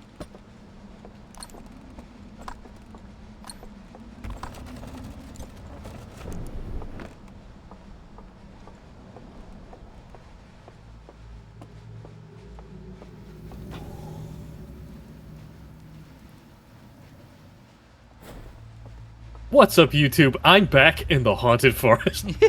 Ugh.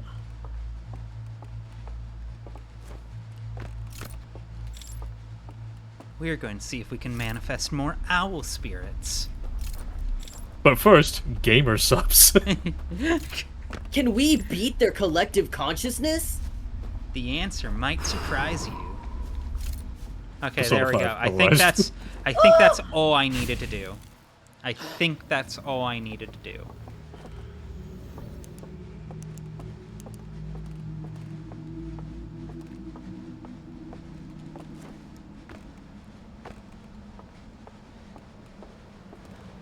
I like that this game was already like, hey, I need you to like mentally map, because we're not going to give you an actual one.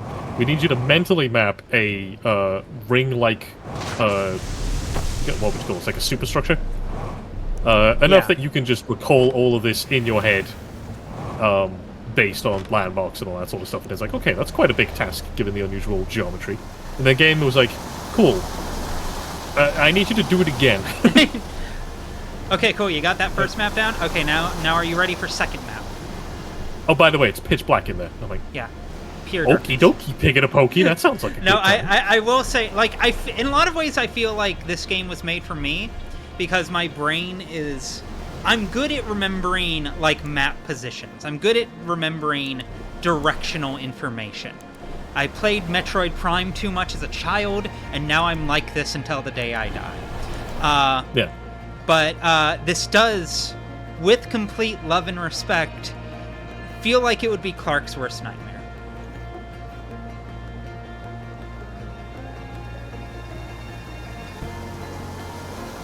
I mean, I probably wouldn't have made it this far. I believe in you. Oh, I think Clark could get through this game, if only by virtue of the love and admiration at play. But also, he does get lost in 7-Elevens. I do, tragic. I do wish this place had a mini map like the other planets. I don't know where I am. I was wondering. I was like, could I? And then I was like, oh no, wait, no, I did play this game once. Yeah, I got stuck about half an hour and gave up. And then, I think the same happened for Pathologic. So- Many such cases. Yeah. I mean, for what it's worth, that was my first experience with Outer Wilds, you know? Like this hasn't been my first time playing it. Like, this is my first time getting any meaningful distance into it.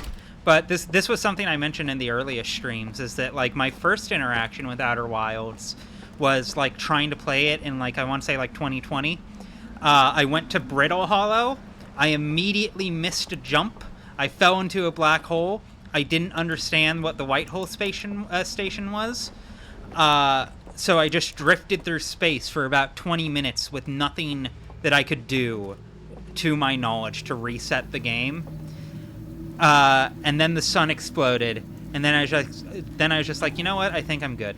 I think that's good for right now. I just finished Pathologic. I don't need to subject myself to this quite yet. One day, but not quite yet. And that day turned out to be about 2 weeks ago. Fair enough. Also, Oleander Toxin saying, my roommate got lost on a straight road when playing GeoGuessr. I hate to break it to you, your roommate is Roronoa Zoro of the Straw Hat Pirates. And I'm kind of mad jealous now. Oh, God. It is... One Piece is crazy good this week. I need to state, I would be curious as to some people's opinions on, and I'm using the actual technical term for this, the best filler in anime. The actual technical term of it, not what it's been distorted into. Because it was wild to me that... Because I was watching the anime, not reading the manga, Yeah. so I did not have a context for what is and is not in the source material. Of course. And then afterwards I was like, what do you mean G8 is filler and the fucking Foxy Island bullshit isn't? You see, it's funny because I read through the manga specifically to avoid the filler, and then I got to fucking the Foxy Pirate saga, and I was just like, what is happening? Yeah. Everything else here has been so load-bearing. What the fuck is happening? And for, like, the next 1,000 chapters of reading, my opinion was roughly, yeah, no, the most impressive part about One Piece is every bit of it is load-bearing. You can't remove any piece of it except the Foxy Island. They could remove that and it would affect nothing, and I hate it. That's the worst arc. And then, another 400 chapters later, they revealed that, no, it was load-bearing too, actually, in a way that makes flawless sense. There's been no extra fat on any of this. And I feel like it was custom-made to feel like filler, to fuck with me specifically. I think Oda hated me personally. I'm still mad that they gave Sanji 2 tragic backstories. What did he need 2 Christmases for? You're not caught up. They've now given Brook 2 tragic backstories. Brook has 2 tragic backstories. Brook has 2 tragic backstories now. Yo! God damn it! Yo! It's such a fun laugh. It's really delightful. Yeah. That being said... Which means... Oh, shush, we're cooking. No, by all means. We're going to have a couple minutes before we get back to where we need to be. Okay. So, if anyone does have, like, I think it's Ring Island. Or, I think that's the fancy name for it. Yes. If anyone has the Foxy Pirate arc high on their list of, like, things that they enjoy, honestly, valid. I respect that. If you have it in S rank, I do think you're bullshitting me. But if you have it in A rank, I believe that you feel strongly enough that you think it deserves to be there. It's a weird thing where it's like, if you push it near the threshold, I believe you. If it goes over that threshold, I'm like, you're messing with me. 100%. No, like, if someone likes it, I get why you like it. I see the charm of it. My issue with it was just that it felt like extraneous until it no longer did. But what was it? And also, it's right next to the G. The door is open, and no one's in here. Mm-hmm. Fuck all, yeah. Is there any way to extinguish the fireplace? Do we not have to worry about that? Guess we don't have to worry about it. I'm not even sure we'll need to, but I was mostly curious about if there was anything up here, and it doesn't seem like there was.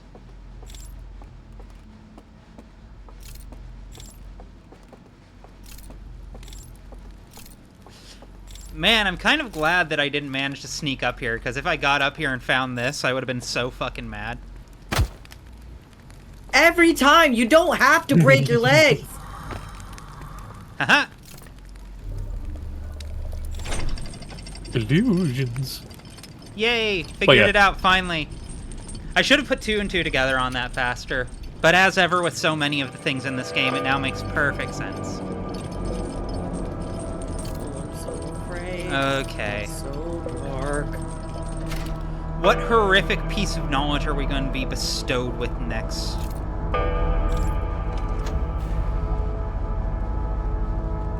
Okay. Of course, still you nothing. fuckers burn everything away. I don't like the censorship species. It's fine. We'll take it out in post. Okay, let's see here. Okay, secret tunnel. Loading, loading. The intermittent darkness.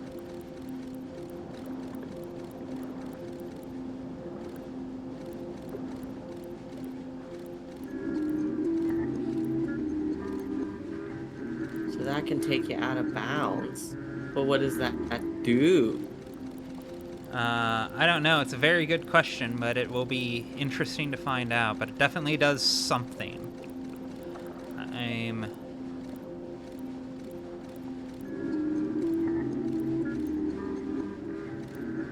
The absolute aura of this game to be like, break me intentionally. I want you to do it.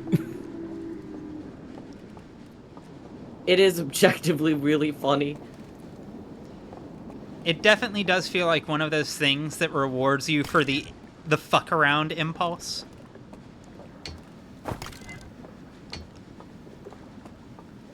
Alright, what about you?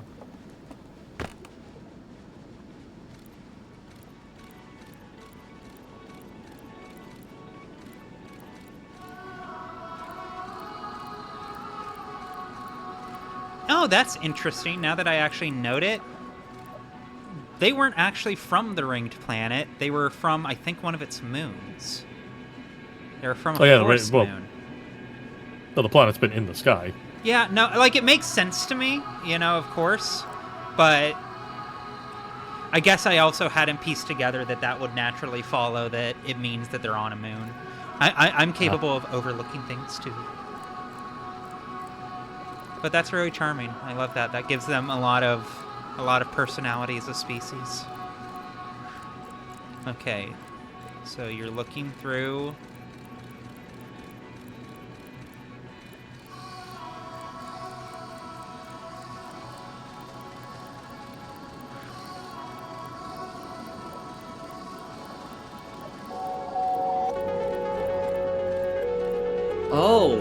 Oh, they... No wonder they were so resentful.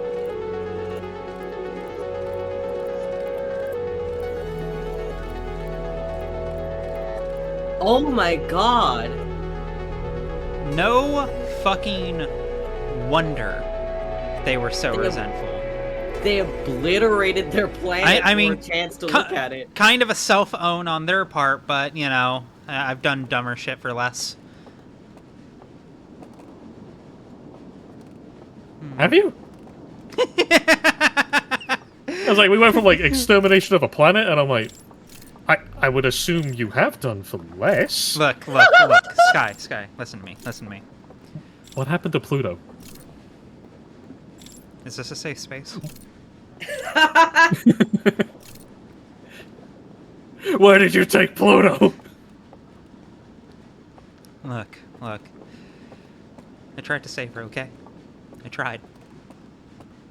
Where did you take Pluto? I really hope is now actually just the plot of Kingdom Hearts 4.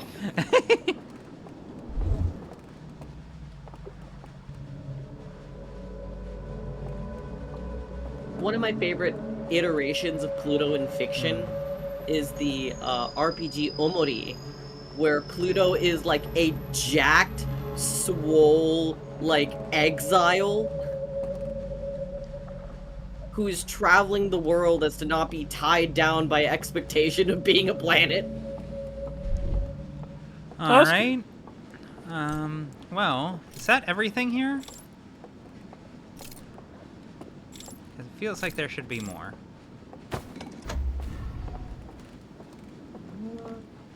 Guess we'll find out.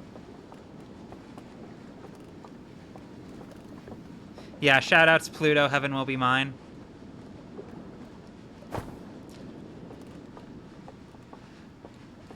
God, I need to make a heaven will be mine video. I fucking feel it in my bones. I have a vision so crystal clear, but it's also going to be like 3 months. And I'm going to have to fucking kidnap Haley to help me with it. Oh well.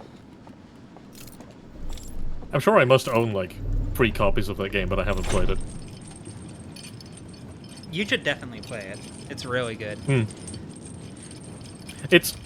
I just have to put my hand up and be like, I understand that my itch.io library is like 95% gay visual novels, but it's just because I keep buying bundles that just happen to have a lot of them. And I'm sure they're all very cool. And I probably should play more of them. No, I understand. I mean, this is part of the reason why I started streaming regularly, outside of the joy of it all and, you know, all of the other benefits you would expect, is, like, it's given me a like, I wouldn't be playing Outer Wilds right now. I wouldn't be. I would be editing right now if I wasn't doing this. But having a set time to stream games every like, few days a week has helped me begin to start burning through a backlog that otherwise looked impossible. Yeah. Sometimes you just need to make time to commit to trying new things. I've definitely found it good so far in that regard, and even if I end up stop streaming, I think I may try and keep the habit of, like, okay, at this time on this day each week, I know I'm going to have free time. I'm dedicating this time to trying something new, to clearing out something in my backlog that I've been meaning to check out but haven't yet, to make sure that I'm staying, you know, eclectic, as it were, to make sure I'm, like, continually experimenting and engaging with new things. Because I know all too well how easy it is to, you know, get pulled into your comfort food. I have wasted so much time. This would have been so much faster.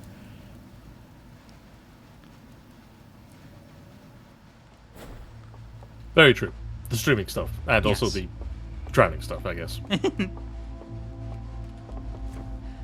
You know, I think it's important to make, for want of a better term, to put it in very Hallmark terms, to make time for joy, you know, to make time for new things, novel things. I love Hallmark stuff. Yeah. Oh, sounds like the sun's exploding. We better pick up the pace then.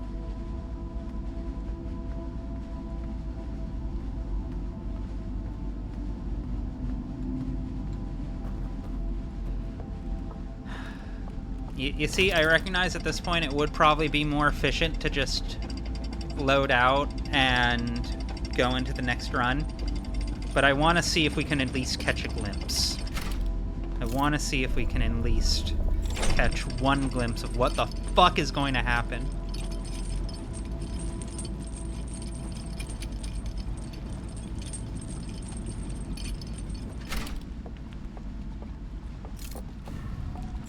Yeah, the backlog is a tricky thing sometimes because it's there are positives and negatives to playing a game sort of by yourself or with a group or streaming it and stuff like that.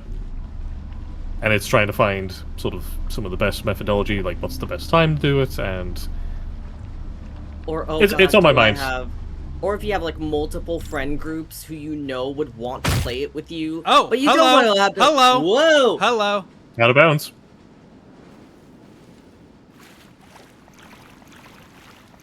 Where am I? God damn it! We did get a glimpse. We did get a glimpse.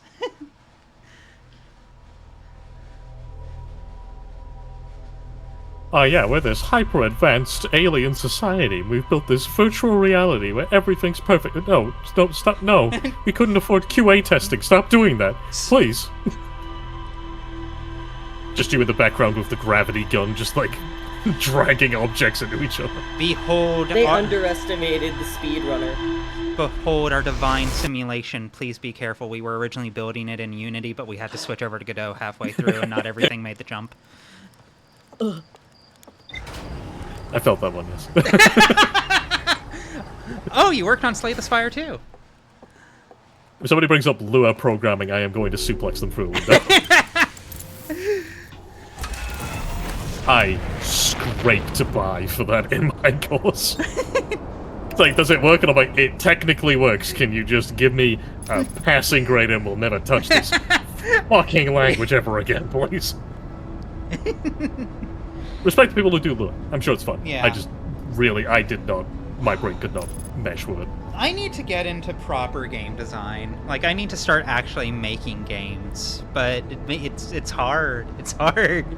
Making games is really hard. I had the most tragic outcome, which was learning about the design of it, and I really do like the design of it and stuff like that, but finding out I'm not necessarily a very good programmer, but I am apparently quite good at more of the production side of things. And that's tragic, because that's not the cool part. That's the part that everyone thinks is lame. You see, it's one of those mixed bags where it's like, I know the average person thinks it's kind of lame. If you're a video game producer hearing these words, I love you. Thank you for everything you do. you make the world a better place, and you make all of this possible. Because like I've had to work with a lot of producers in my time, doing various things, and they do a lot of very, very vital and important and admittedly, unsexy work. It's the peas and carrots of game development, as it were. But also, if you don't eat the peas and carrots, you fucking die. Yeah. Just sometimes you gotta be like, look, have we actually budgeted to check if we can do 10% of the things you've suggested? I love the ambition. I love the vision. I love the creativity at play here. We can afford to do 1/10 of this. I'm like, yeah, you're gonna hate me. I'm getting the Gantt chart out. Sorry. They literally have this mindset. I'm sure you've watched oh gosh, I'm forgetting his first name. Kevin Perjurer. Yeah. Defunct where Land. he talks. Yeah, Defunct Land talks a lot about how in a lot of Disneyland production for things, there's like the dream phase where they're like, okay, the blue sky infinite budget, phase. whatever. Yeah, like, what would we do in the dream world? And then there's the one where it's like, okay, now what's realistic? And then they had to basically cut like 90% of it. Yeah. And frankly, I think that's how kind of most creative projects should be approached, all things considered. Like even with the horror spec video, like I had a even bigger idea for what it would look like by the end when I originally started, and I tried really hard to get it to live up to that. But I'll also happily tell all of you that basically the past couple weeks has been me going through and carving out every bit that was going to pay off that no longer pays off. Like, everything I bring up, everything I discuss, if it doesn't, like, somehow work back into the central points I did end up fixating on, gone. Funnily enough, I think when people see the final cut, they'll be surprised at how much I did end up cutting, because it's, like, a good 20 minutes shorter than the preview cut. I tore out a lot to make the pacing right and to make sure there wasn't dead air. But that's also because when I started... Oh, shit. Yeah. That's also because when I started, I gave myself no upper limit, because that's part of the fun of being able to explore in those early stages. But likewise, there needs to be a point where you walk that shit back, where you say, okay, That was a great idea. Maybe we can make use of it later, but we can't make use of it now. Okay, we can beat this now. We can beat this quite easily now, actually.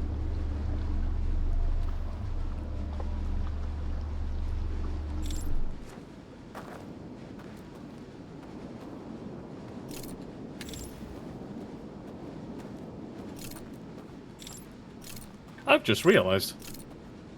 Is this game actually giving you an objective for what you're doing in here? Subtle but undeniable. Because it's been communicated that this giant fuck-ass thing is very important and has something vitally valuable within it. Yeah, like so. But we had no idea how to actually open this thing until basically circa right the fuck now. Oh. We've been going through and picking up various hints and coded messages, as you've seen.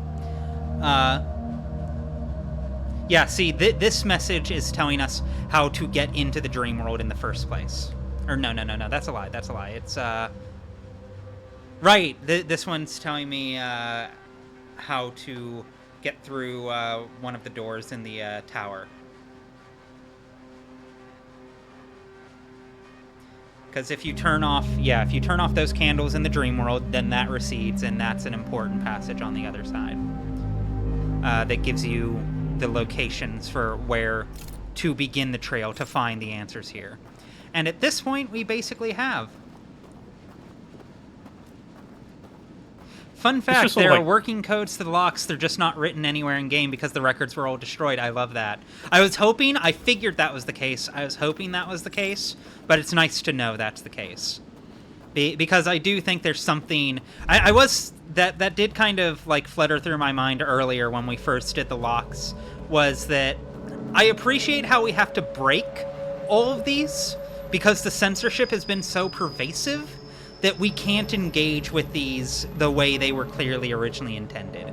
So we have to effectively circumvent them rather than collaborate with them, which is kind of in spirit for everything about these guys.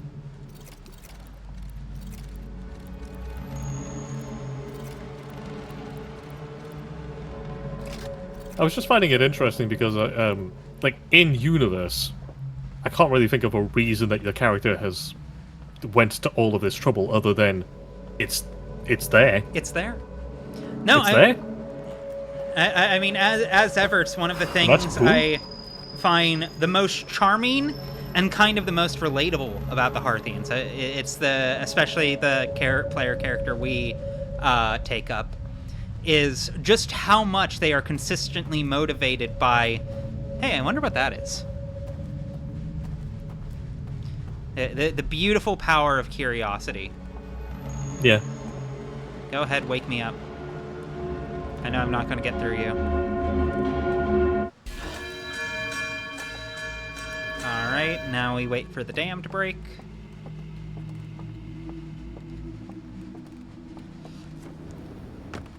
This might be credits, honestly. We might be done here. I don't know if it is, but it feels like... Like, what else could happen after this? Boss fight?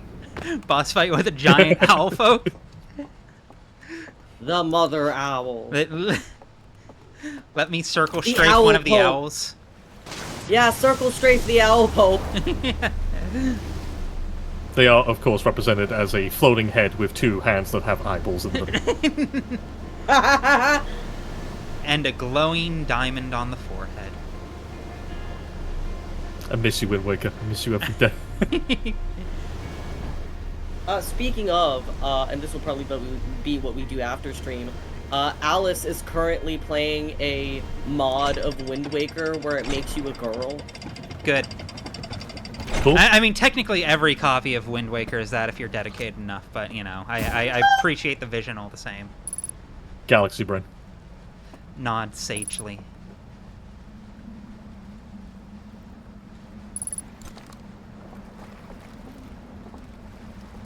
The ship controls are the only boss of this game. It's funny because like I remember seeing a whole bunch of comments about like how difficult the ship controls are to come to grips with, and how so many people struggled with them and all of that. And if someone did, I get why. I don't blame you. I don't judge you for that.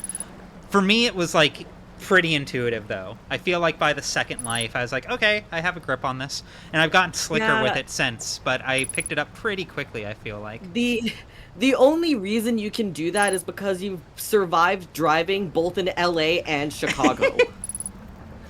No, I think what it was, if I remember right, was I realized it was my muscle memory from Tribes Ascend coming back to haunt me a decade later.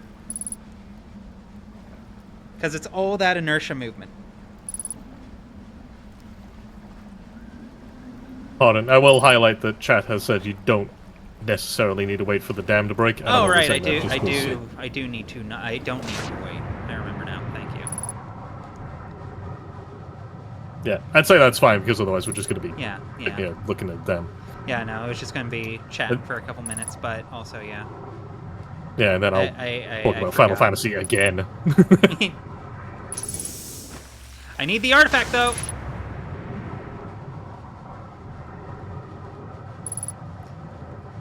I love having bad short-term memory.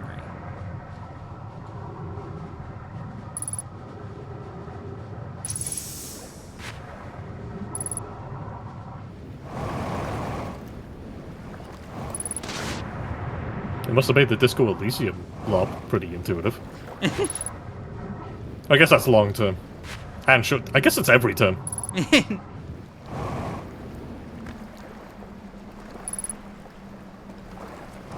I didn't ask. Was it a character of your own creation, or was it one of the characters from the existing property? Neither. Part of what was really cool about the Disco Elysium LARP is they really went above and beyond with like kind of world building it. It's set in a place called Lacage, which is a small, deeply derelict street within Revachol.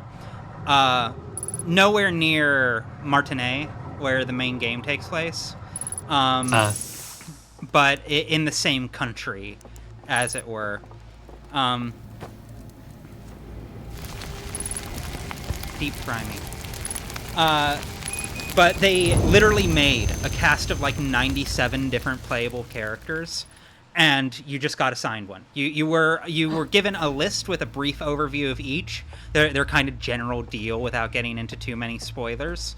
And then you could then order them in the like order that you want them, and you would get assigned one out of that list. So like for I did 2 runs of it. My first run, I ended up getting a character who was a obnoxious student anarchist, who was very kind and well-meaning and excitable and happy to make you get better, make your bosses treat you better and to help you organize everyone. And we can do this as a team until, everything started coming undone and violence became the political capital of everything going on, at which point I became pretty fucking useless pretty fucking quick. Oh dear. Which was its own kind of delight. Its own kind of delight in the storytelling of it all. It was very powerful in its own way, and it did get me to re-examine a lot. But also on the flip side, the second character I played was a immigrant mother who had fled from the Disco Elysium equivalent of Russia as part of a failed mob family, and her entire deal was just trying so desperately to keep her family together under any circumstances, no matter the cost. And so I've described that playthrough as Breaking Bad for her. It was me as a woman burning down the entire world to protect my family, no matter who else that hurt. Anyways, I think this might be an exclamation point.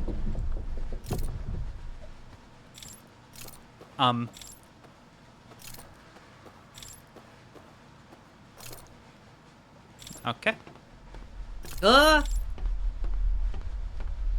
Concerning. Don't like this. Why is it so... What the hell? Oh.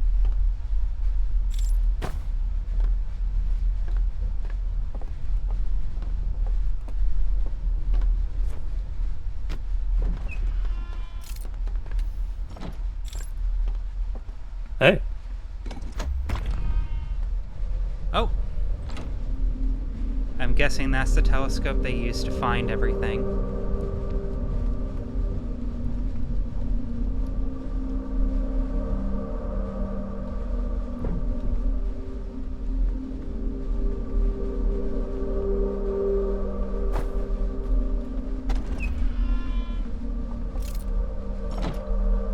I don't like that there's another one down here, but... Oh, Jesus! Hi. Do you want to talk? This one's missing an antler. Oh! This one's chill! Who are you?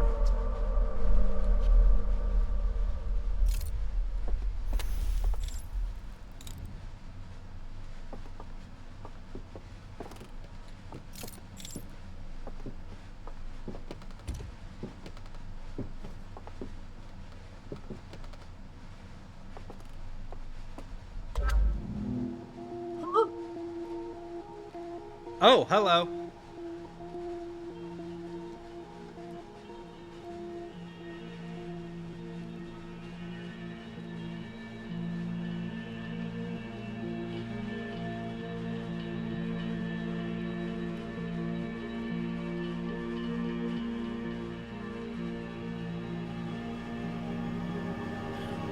What? Oh! The ring was to stop the eye of the universe from observing their ship.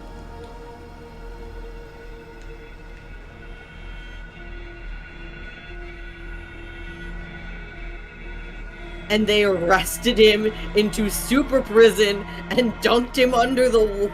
They dunked him like a fucking Oreo, dog! You're going in the crystal. No. Oh my god! The first photo in the radio tower. That was that. It was the eye being allowed to observe it. Did you catch all that? Yeah, have my stick.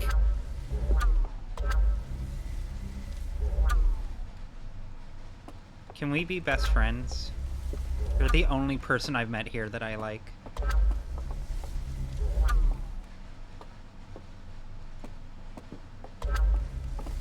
Okay, what am I supposed to do with this? Is there any way to, like, drop it and let him pick it up again? So we can ask him the other question? No. Fuh. Am I supposed to just leave with it? Or put it in the thing? That's the best I can think of.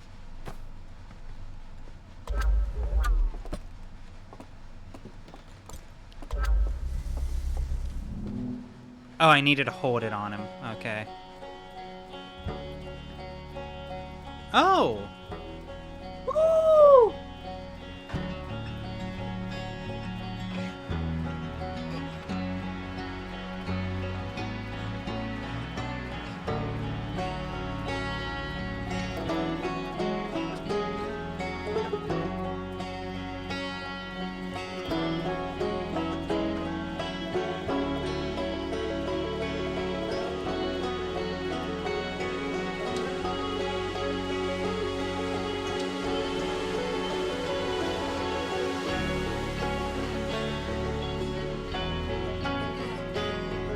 Oh!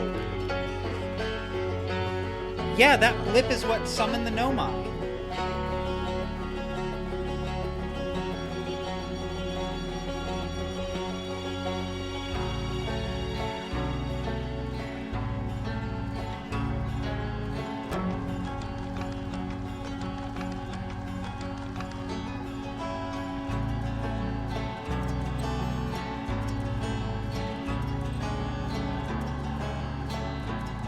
Did Sephiroth do this?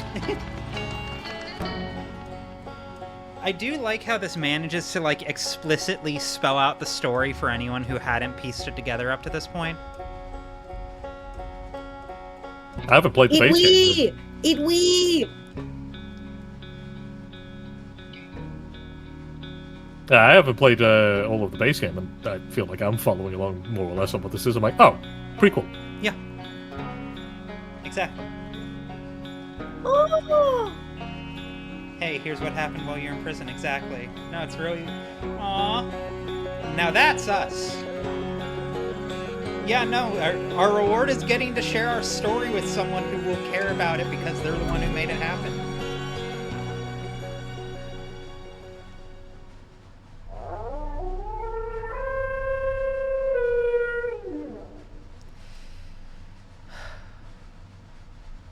That's what I sound like when I yawn. Yeah.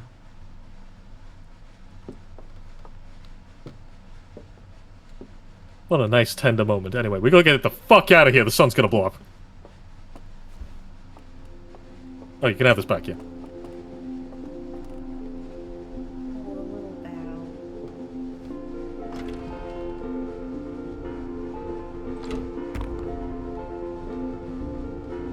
Wait, you're not gonna leave me here, are you? Oh, girly pop, we gotta get the fuck out of here. No, it's fine.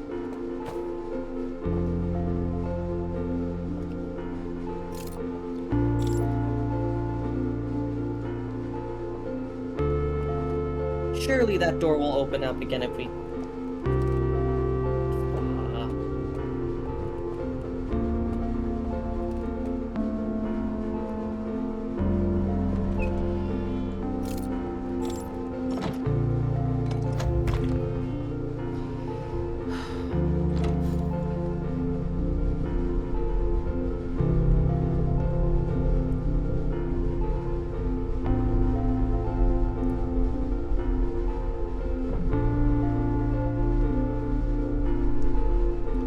Gotta remove the thing. Yeah, I know. I'm just curious.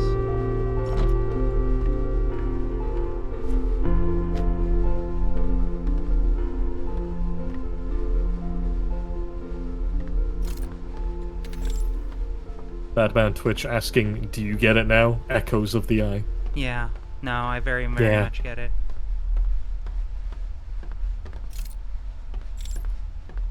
Dog, I'm starting to think this game's good.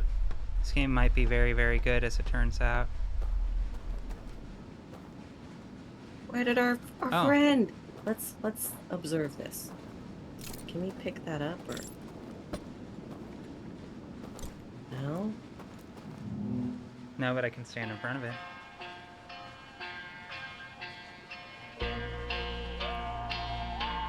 Aww.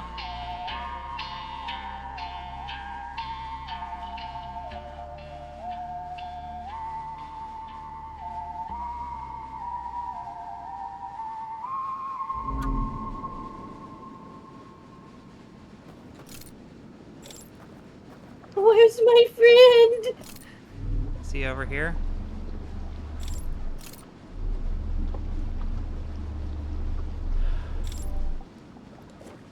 Where the fuck is my friend? Please don't tell me the cops got him. We're gonna save you from the popo. Is he at the top of the cliff?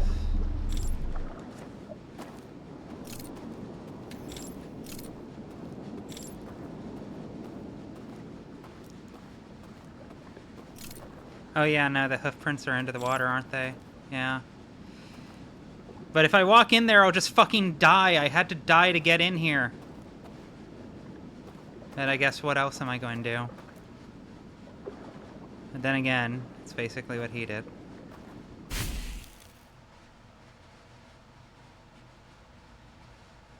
There we go.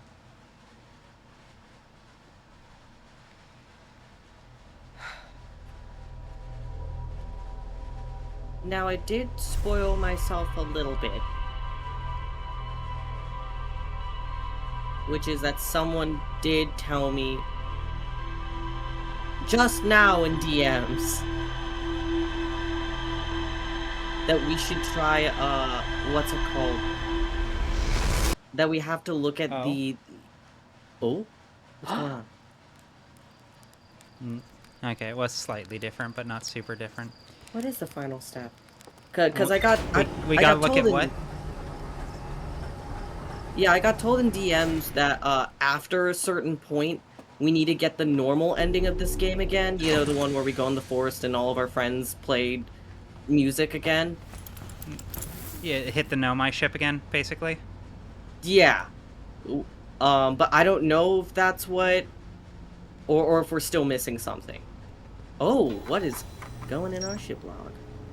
Okay, Yep, that's everything. Okay! So just get the normal ending again at this point? Yeah. The one where we play music with all the Parthians and also Stellaris. Now would be a good bookend for all of this. Oh, that would be. And we made really good time on it. Yeah. Calling them Stellaris is tantamount to a slur. Is it? That's not That's their just name. the Nomai's, the individual Nomai's name. No, it's not. It was The something name is close to that, but Solanum. not quite. Solanum. Oh, whoops. My bad.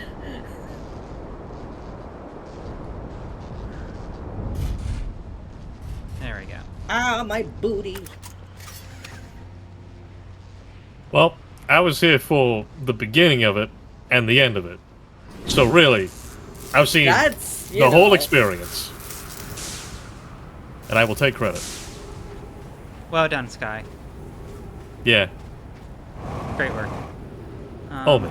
Yeah, we'll check. We'll do a test drive to Dark Bramble first. I'm pretty confident in my ability to maneuver them now. Sky, have you seen Dark Bramble? No, is it fun? No. For me. It's not fun for anyone else. There you are, you piece of shit. I'm not a great jobber. I'm an amazing jobber.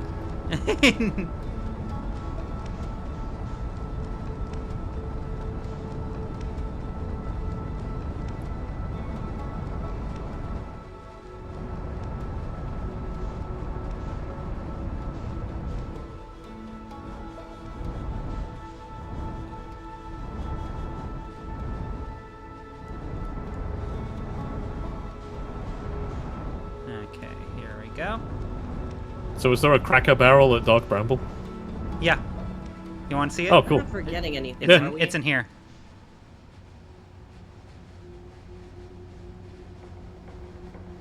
Now, I'm no physicist, but something tells me that ain't right. What makes you say that?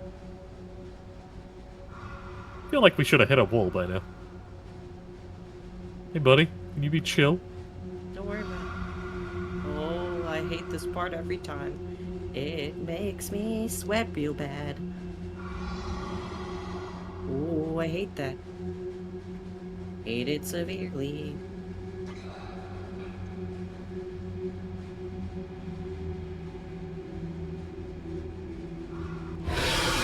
Oh, damn, that still wasn't far enough then. Okay.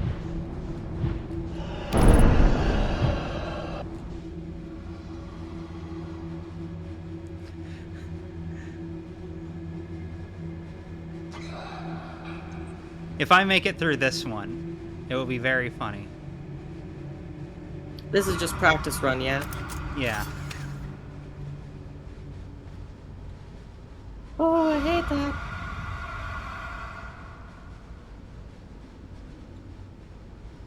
Just buckle up. So yeah, that sounds about right.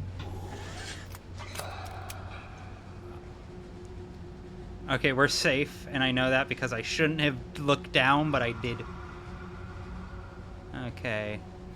Let me see. Oh, Right. we're reaching egg.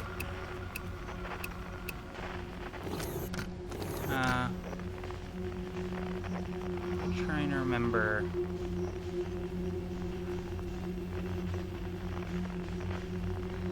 pretty sure the method is that you have to follow the distress beacon all the way in from outside. Yeah.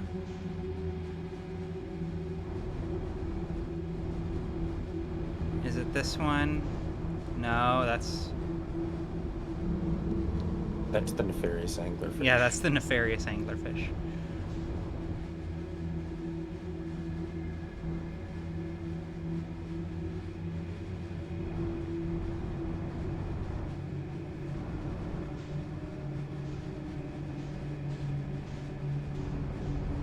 I think it's you. Nope, that's also an anglerfish.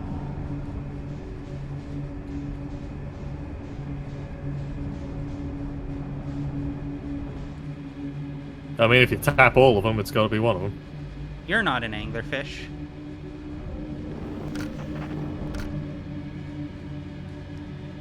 I've gotten good at escaping the anglerfish, though. Oh no, this is a maze.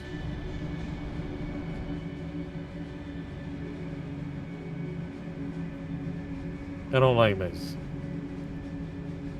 Okay, let me see here.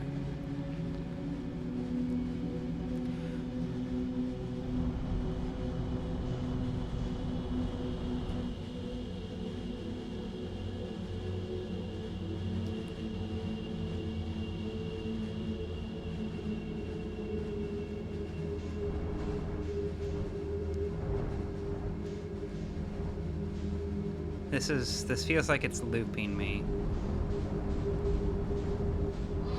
Yep, that's an anglerfish. I could have sworn we follow some kind of... I can't remember. Was it the quantum fluctuations we're supposed to be following? I remember following something. Yeah, you just can't find it once you're inside, I think. That's also an anglerfish. Get No, 'cause a we didn't big brute jaw force it, full of fucking branch, idiot. It's just been several weeks since we last did this, and so Yeah. none of us can remember. No, I didn't brute force my way there the first time. I had a very specific system. I figured out exactly how to get there efficiently and quickly and safely. I just genuinely cannot fucking remember.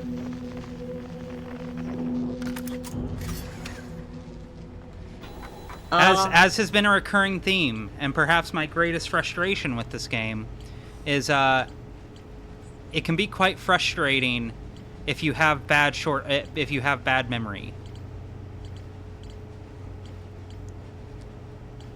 Will setting my destination. That feels like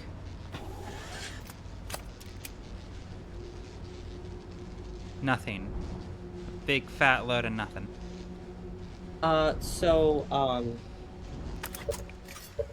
Try this again.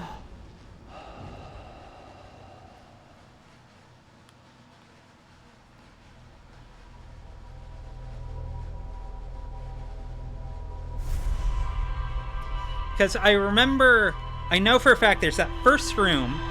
That leads into the room with the various nefarious anglerfish. And that, in there, somewhere, is a way to the main ship. Can we set destination from outside Dark Bramble? We can try.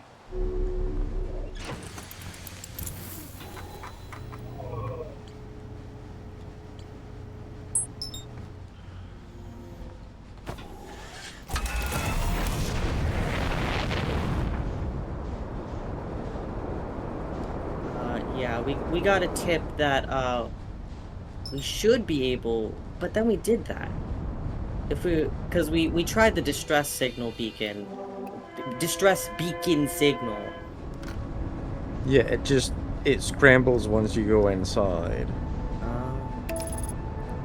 So you have to follow it from outside to inside without losing the signal.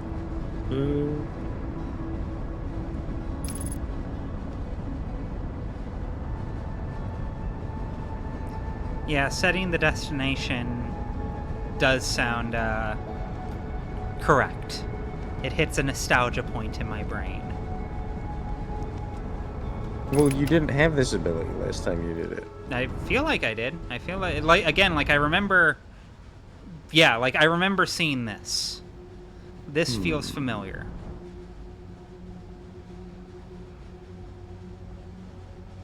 Okay, yeah, now this is starting to look right.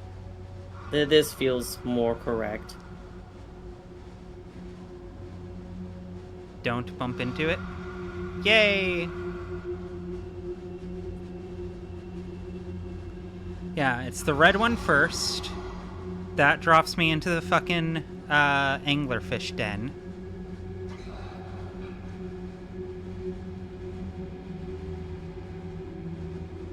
Which is why I always want to get a running start into here, because the moment I come through here, I need to stop touching the controller for a solid minute.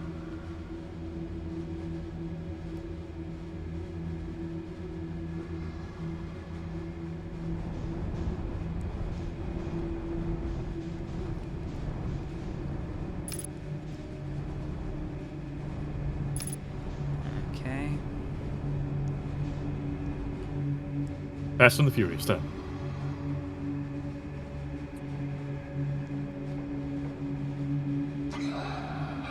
It's gonna be okay. It's about family. It's only these, like, coming through here, like, when we have to do the final run, coming through here is the only scary part. And it's very easy to do, so long as you just gun it early, and then stand the fuck up. And even if you get caught, you can yeet the fuck out.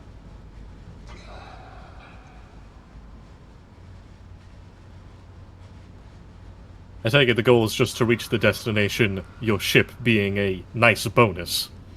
Yeah, pretty much. It is quite possible to do this entire game with just the suit. It's probably possible to do it without the suit, but I don't know. I'm not on that level quite yet.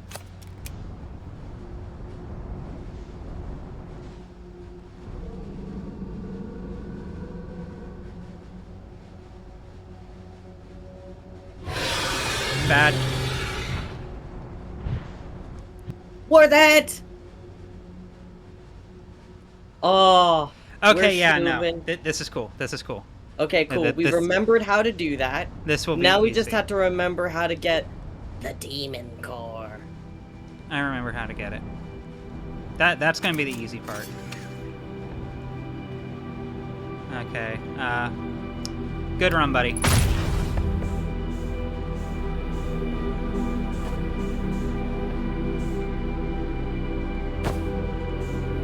There we go. Whee! We.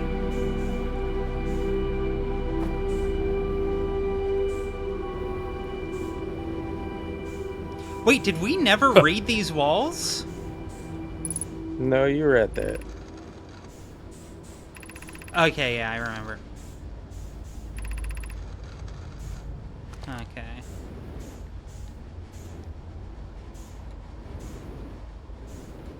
was about to say, there's no way we didn't read those walls.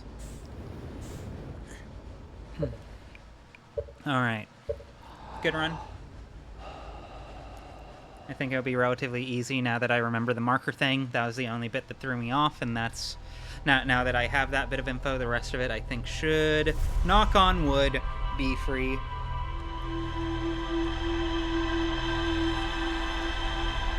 And if I fuck up and completely nuke my save, I reserve the right to cry and be mad at myself. But that's not going to happen because I don't make mistakes. Yeah, that's what you said in the last time, Luke. And I didn't make a mistake there. Oh, yeah, you're right.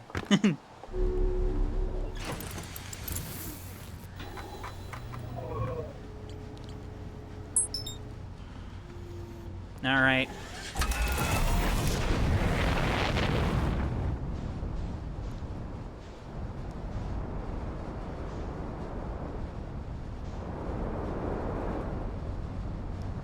Retrieve package.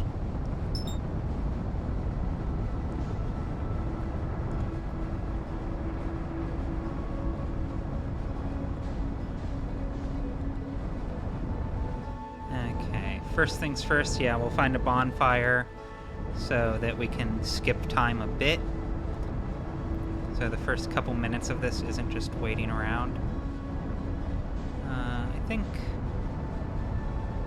Which pole is it that Chert is on? I think it's this one, yeah. That looks right. That looks very right.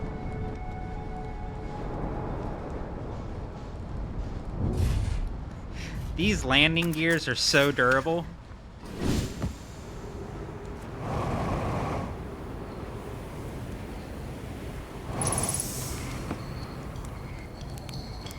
Hi, Chert. Okay, first, very important.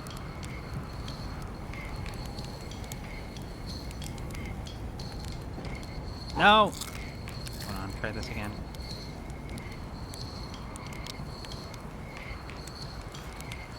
Can we tell Chert about the stranger?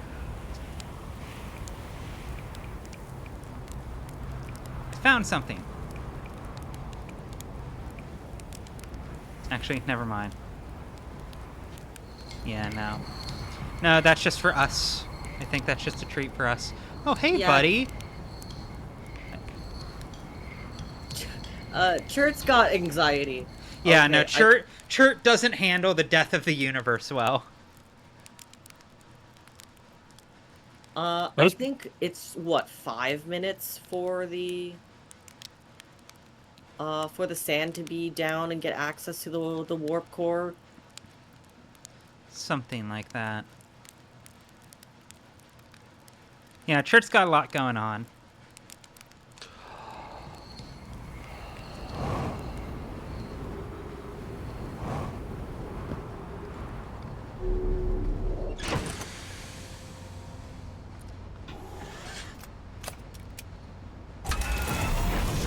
If we can tell someone on a timber hearth, we'll do that after we get the get this ending. Ooh, I feel the gravity pulling in a weird way. It's interesting, but I hate it. Okay. Did we miss our window? No, if anything, we're just a tiny bit too early. Time travel.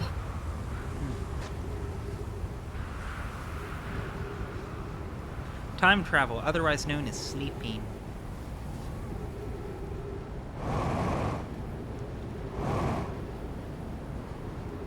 Yeah, it's in here. Oh, cactus! Cactus mean to me! After spending so much time in the fucking space station gravity, this is almost disorienting to me.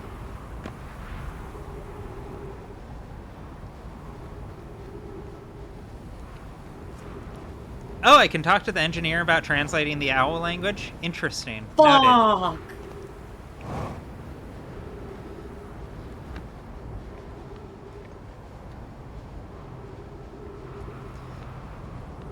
Again, we can always do that after we roll credits. That can be the denouement.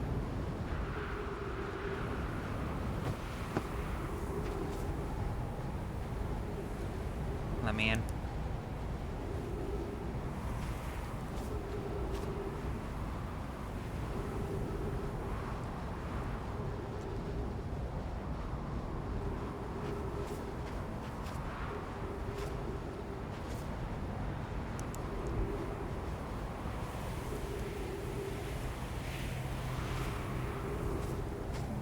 Come on.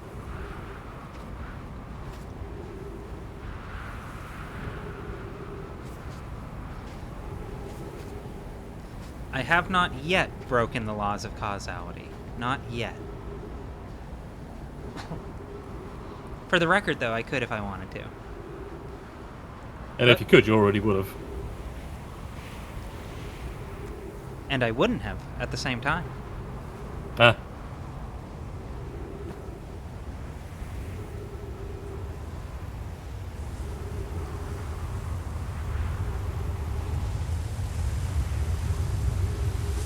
Oh, here she comes.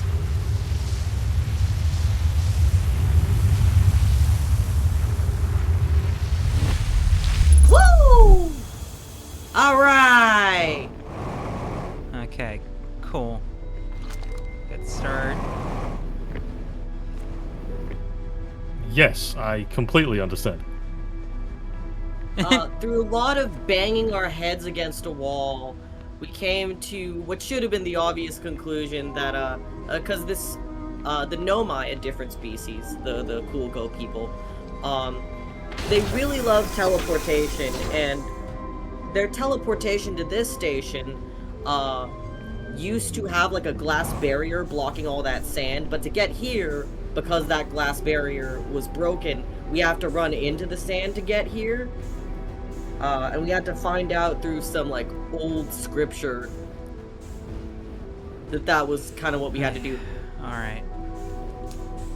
So, the reason this is scary...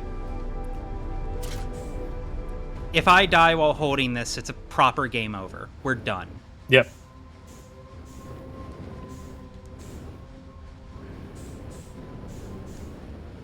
So, grabbing this for even a moment is pretty fucking high stakes, all things considered. And it's why you're going to watch me now be a lot more careful than I have been up until this moment. Which, again, I must say, like I was talking about earlier, the way this game anticipates the ways that you will be in sync with your character, and the ways it anticipates you getting numb to the cycle of it all, and then uses that as a jumping off point to have the ultimate finale be you doing something that could actually kill you, that could actually do what death is meant to do. The thing you've been treating as a cute convenience for the past several dozen lifetimes. The stakes are reintroduced. And again, fucking stellar Ludo narrative. Fucking stellar Ludo narrative. The amount of tension I feel, the amount of tension I'm about to feel, driving past these anglerfish, I promise you, is about the same level of, like, stress and concern that I would get trying to get past these anglerfish in real life. The stakes feel that level of high. Okay, red first, right? Uh-huh.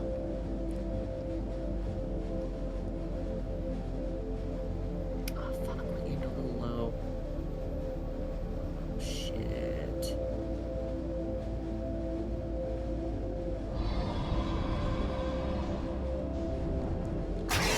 Shit. Oh, no! Shit, shit, shit! Oh my god.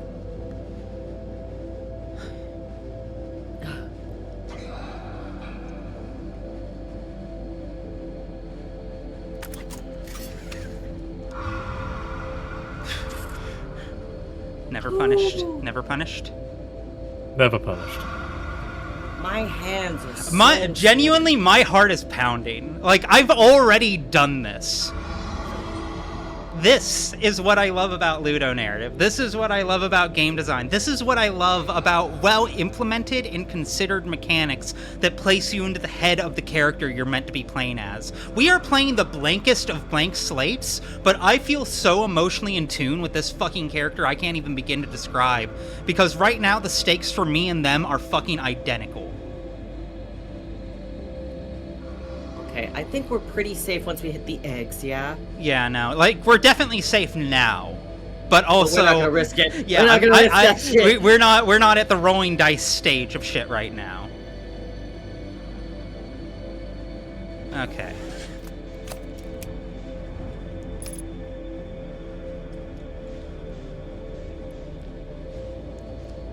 Aim a little high.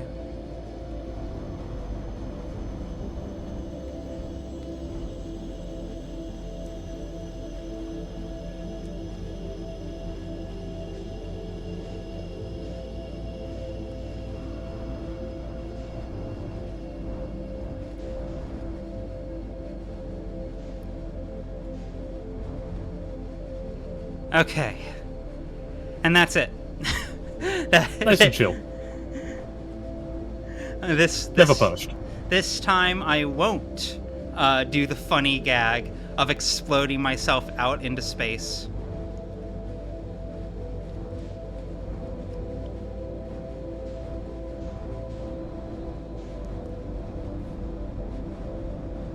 Is this a good place to park? It's as good as any. We're not coming back here. Yeah. Me quintuple checking I have my fucking spacesuit on. Again, like, the level of tension that this moment inherently summons is sincerely incredible. I've done this once already, and I still feel on edge and stressed and anxious about it. And that's not any mean thing for a work of art to be able to do. That's no simple endeavor. Yeah, also the music is fucking phenomenal. Oh, no.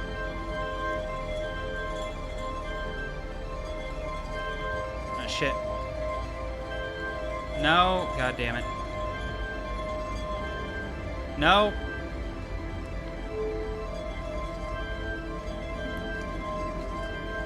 There we go.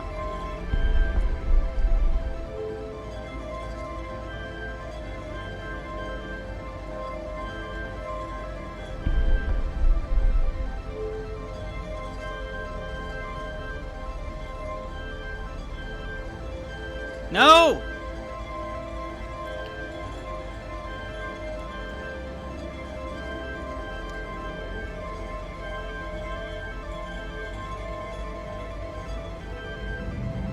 The Nomai love their rolly balls.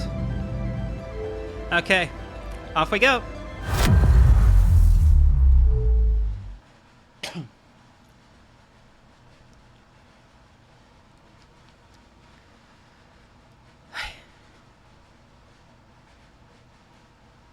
Uh-oh, I see a little loading icon on my screen. Is this game about to crash? Oh, thank God. It looks friend-shaped. Oh, hi, X. I mean, yeah, the Aeon of Annihility probably would be here, wouldn't they? Yeah. End of the universe, that kind of makes sense. Trying to remember, what do I do now? You again? No?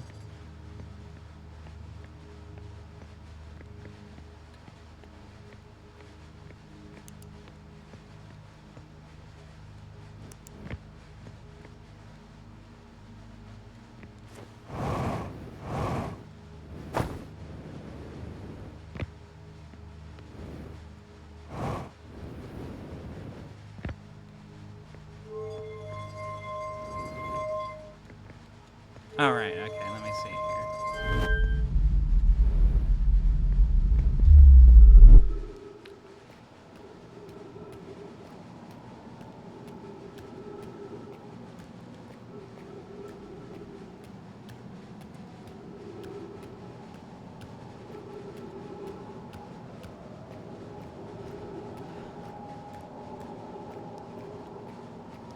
I do really like the idea of the universe creating sentient life so that it has something to observe itself. I think a lot about... I remember when I was younger, when I was dealing with a lot more of, you know, the existential questions that you deal with when you're coming of age, being really into the work of Carl Sagan and everything. And I remember hearing him describe humanity, describe sentient life broadly as the universe's way of knowing itself. And this game does really pull on that in a way I find powerful and beautiful and very, very true. This game makes me feel that. It makes me grok it in a deep and profound way. Especially with the way that, like, it uses its quantum elements, you know. The fact that so much of the eye of the universe only matters, can only exist, really, when someone else is perceiving it. I find it very meaningful. I find it very valuable. Can't remember if we're supposed to go down or up. Wow! Both. Down.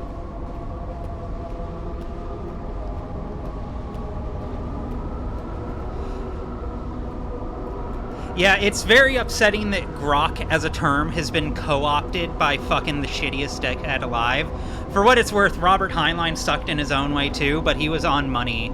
He was on the money with the concept of like, there's knowing and then there's knowing. And grok, I think, is a pretty solid word for that.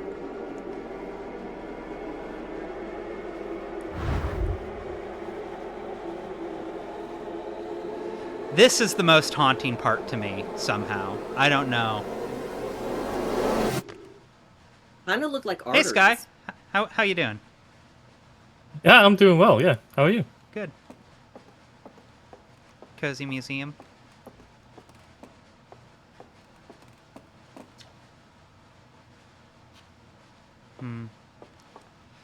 We read through all of these already. So, But it is nice. huh? But it was nice. Oh, is there... What? Let's see. Is there a new entry in here?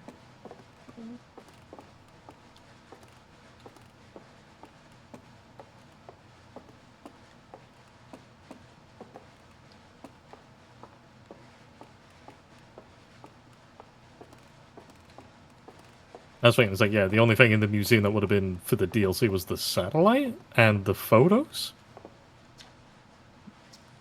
Okay, not the Nomai. This one's good. Of all the life forms who will perish in the oncoming death of the universe, we will miss the anglerfish the least. I mean, Oh, is it you? Here we go. The radio tower on Timberhearth was built to receive transmissions from our deep space satellite, and housed some of the last ever photographs taken of the entire solar system. One of these photos revealed the existence of an invisible ring world, inhabited by a species whose presence in our solar system predated even the Nomai. This species traveled from a nearby star system in search of the eye of the universe, but, horrified by what they discovered, decided to block the eye's signal so that no one else would ever find it. One individual, however, rebelled against this decision, and was able to briefly release the eye's signal back into space before being caught and imprisoned in solitude for this betrayal. Yep, about what I thought it was. And yeah. I understand the owls, but I also understand they're wrong. Which itself is a pretty profound feeling, shall we say. It's weird to look at someone and see yourself reflected back and simultaneously see someone you don't want to be. You know? A level of cynicism, existential pessimism that, from the outside, becomes a lot more... not uglier, because it's still quite relatable. It's quite reasonable. But, like... distasteful, I guess. To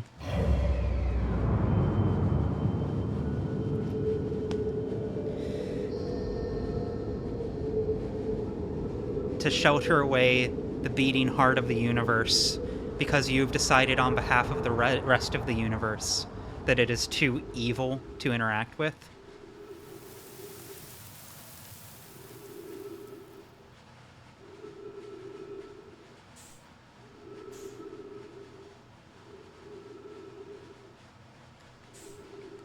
The road.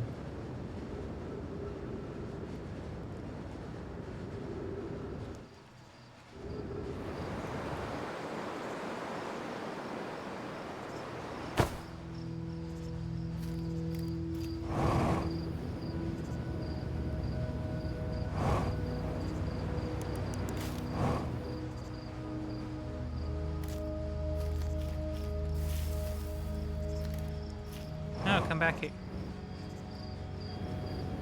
Billions dead. Kind of. We've got a few more. I think this is what God does in his free time. Hmm.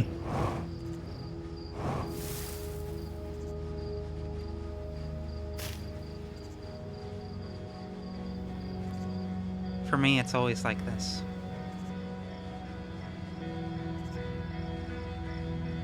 Something that's kind of beautiful about all this, especially with the DLC of the Stranger and all the Owlk, is that the actions of one person, because they caught him pretty damn fast, it mattered.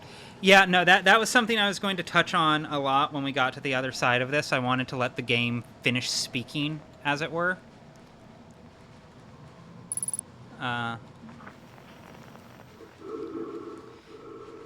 But once I have thoughts about exactly that. Exactly that. Who's that good-looking fella?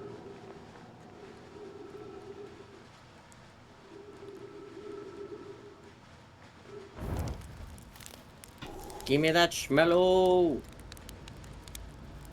Oh, that's what we should do. I mean, it's summer, so it's like perfect s'mores season. Should I get Marshmallow some work this week? You do not need to talk me, of all people, into s'mores. Yeah, the prisoner altered the trajectory of 2 entire species, and, critically, didn't know about it for millennia. How much time did it spend thinking that it was a pointless sacrifice of itself? How much self-doubt did it need to deal with? Yeah, that's why he started crying the second we, like, showed up and we're like, yeah, no, you're... you Oh, did hey, a buddy. lot for the... Oh, yay, Esker. Did you hear music?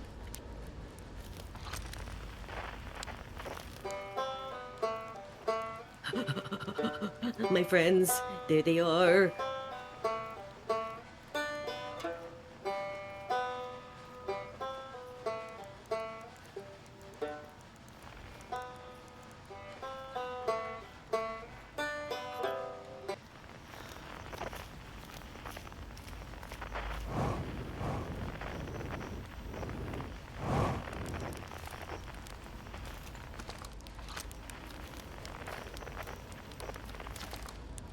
Oh, I love them. Okay, Ryback, I'm gonna go to get everybody else. It's, not quite time yet. I'm pretty sure we'll need the others for this next part. We'll need, everyone. No rush. Take your time. It might not even exist here. Ryback is so fucking real for that, though. The quiet shade. Something eerie and yet calming about a game where you are constantly against the clock, yet it doesn't matter, kind of. And then finally an area where it's like, there's no time, don't worry. Yeah, exactly. Quiet This glade direction is... across old bark in the ancient glade. It's always dark.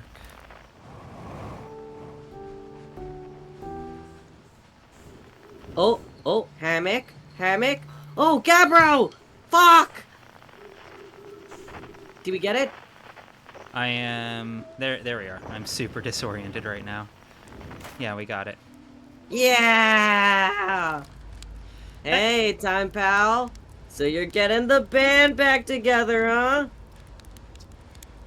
Go on, go find the others. I'll be here. You don't need me yet, but you will.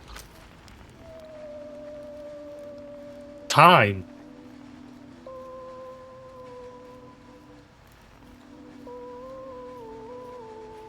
This one's new.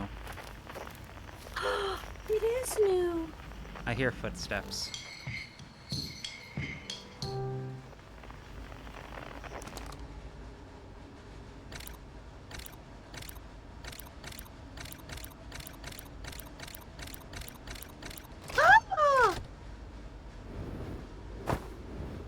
Oh, pit. Sploosh. Oh. That's sweet.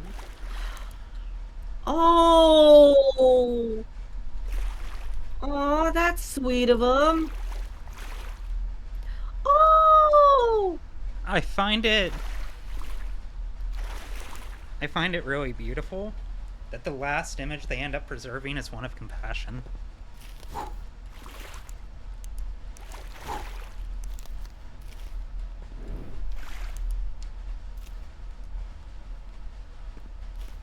Do I have to get the one in the back too, or? Oh, is there one in the back? There was. Yeah. Oh, fuck everything, dude. What do the other ones look like? Fuck everything. Fuck! God Ah! damn it. Fuck! It just really hits for me that the last image he would choose to preserve is a moment of cowardice but compassion from his own species that betrayed him.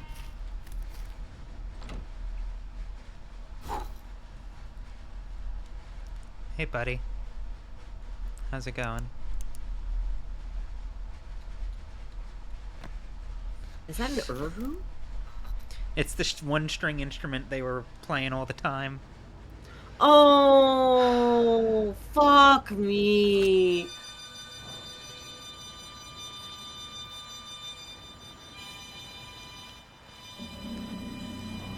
Hey, hug.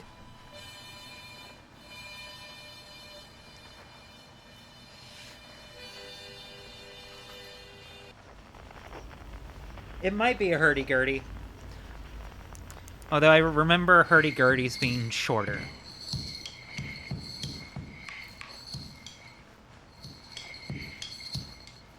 Oh.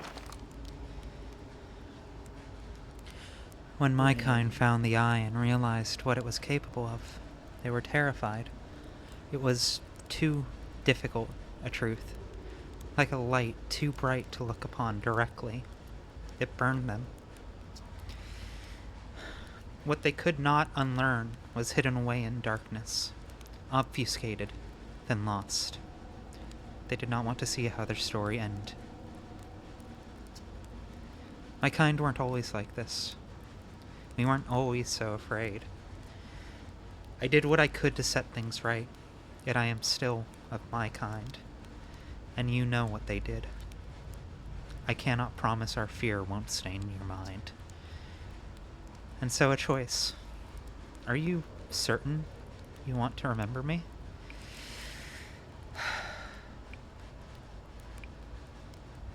Doug!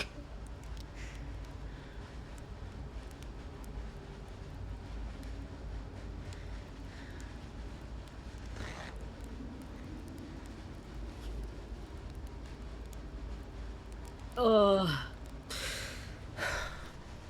You get to be one of us now.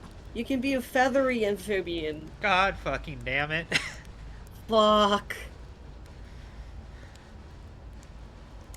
I wouldn't hold grudges at the end of the universe. No, I'm not going to. Not at all. Quite to the contrary, I think the fear is important. Like... Yin and yang. What? The What fear really- is important as much as the... Oh, I thought that was a what question mark. What really got me about that whole bit is like... That is kind of how I've always described existential fear, as it were. Is specifically like trying to look at the sun. It's too much. It's too big. It's impossible to process. It just hurts. They capture it really well. They capture it really, really well. And I really value it. There's no choice. There's no choice. Are you fucking kidding me? I don't want to repeat my kind's mistakes. But if you're willing to take the risk, then so am I. Ow! I like that he's standing a little bit away from the fire, like he's kind of scared of intruding upon a space he doesn't think he's earned. Yeah, it's not his place. This part really fucked me up the first time we got to the ending. We gotta look up. Is this the part where we need the telescope?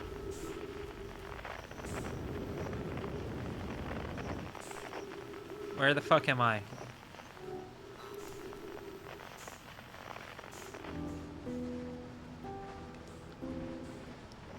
I fucked up something profound here.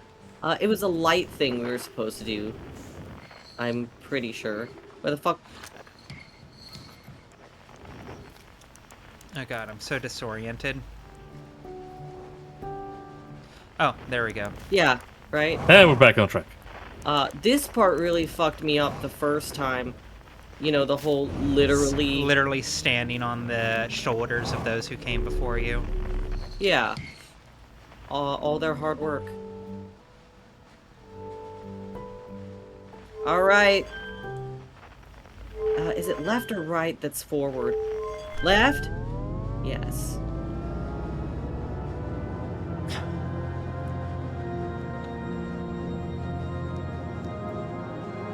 THQ.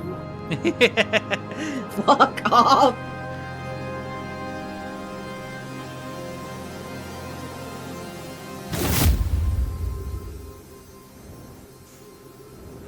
Oh, cool. Yay, my parents!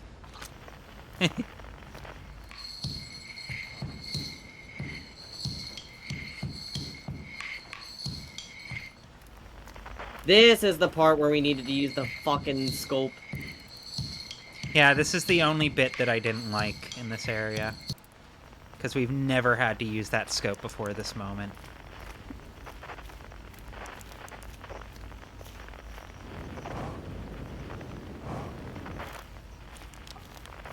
He came closer. Go ahead and lose it, dog.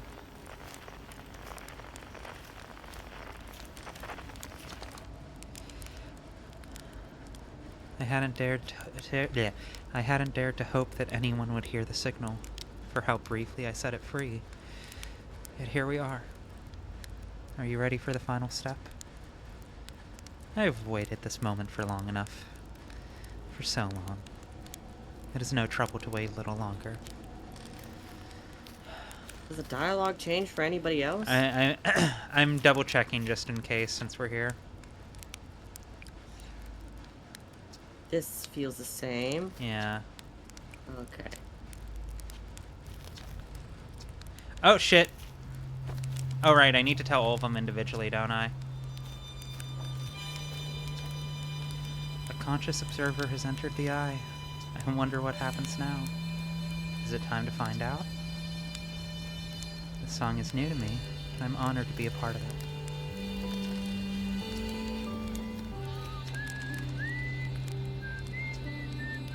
Then it's time! Time to send our spark out into the darkness. Oh! Oh!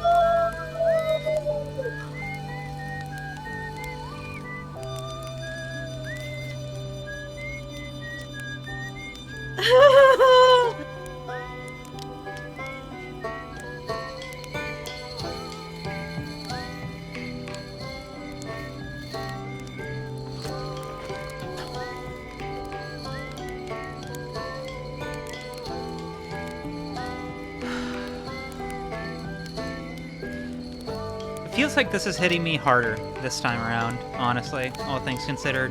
Which is probably indicative of the fact that the DLC is really good and offers something essential. Hey, what's up? Yeah, I know. It's what's always been up.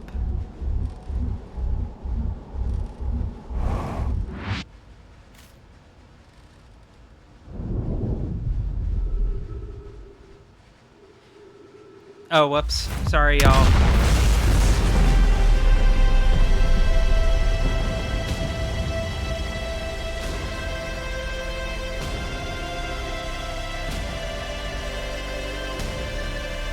Run it back. We gotta do the whole thing over again. just look up cutscenes. It's fine. That's fine. Yeah. I'll be sure to do it on the replay. Again, we broke causality. We've already done it. Yeah. I mean, we're going to do it, but we've already done it. Unless we don't do it. But then we'll have done it, you know. Time travel. Time travel. So, I may not have marshmallows on me, but in preparation for the heat wave this week in our area, I did get ice cream sandwiches. Would you like one? Yes, please.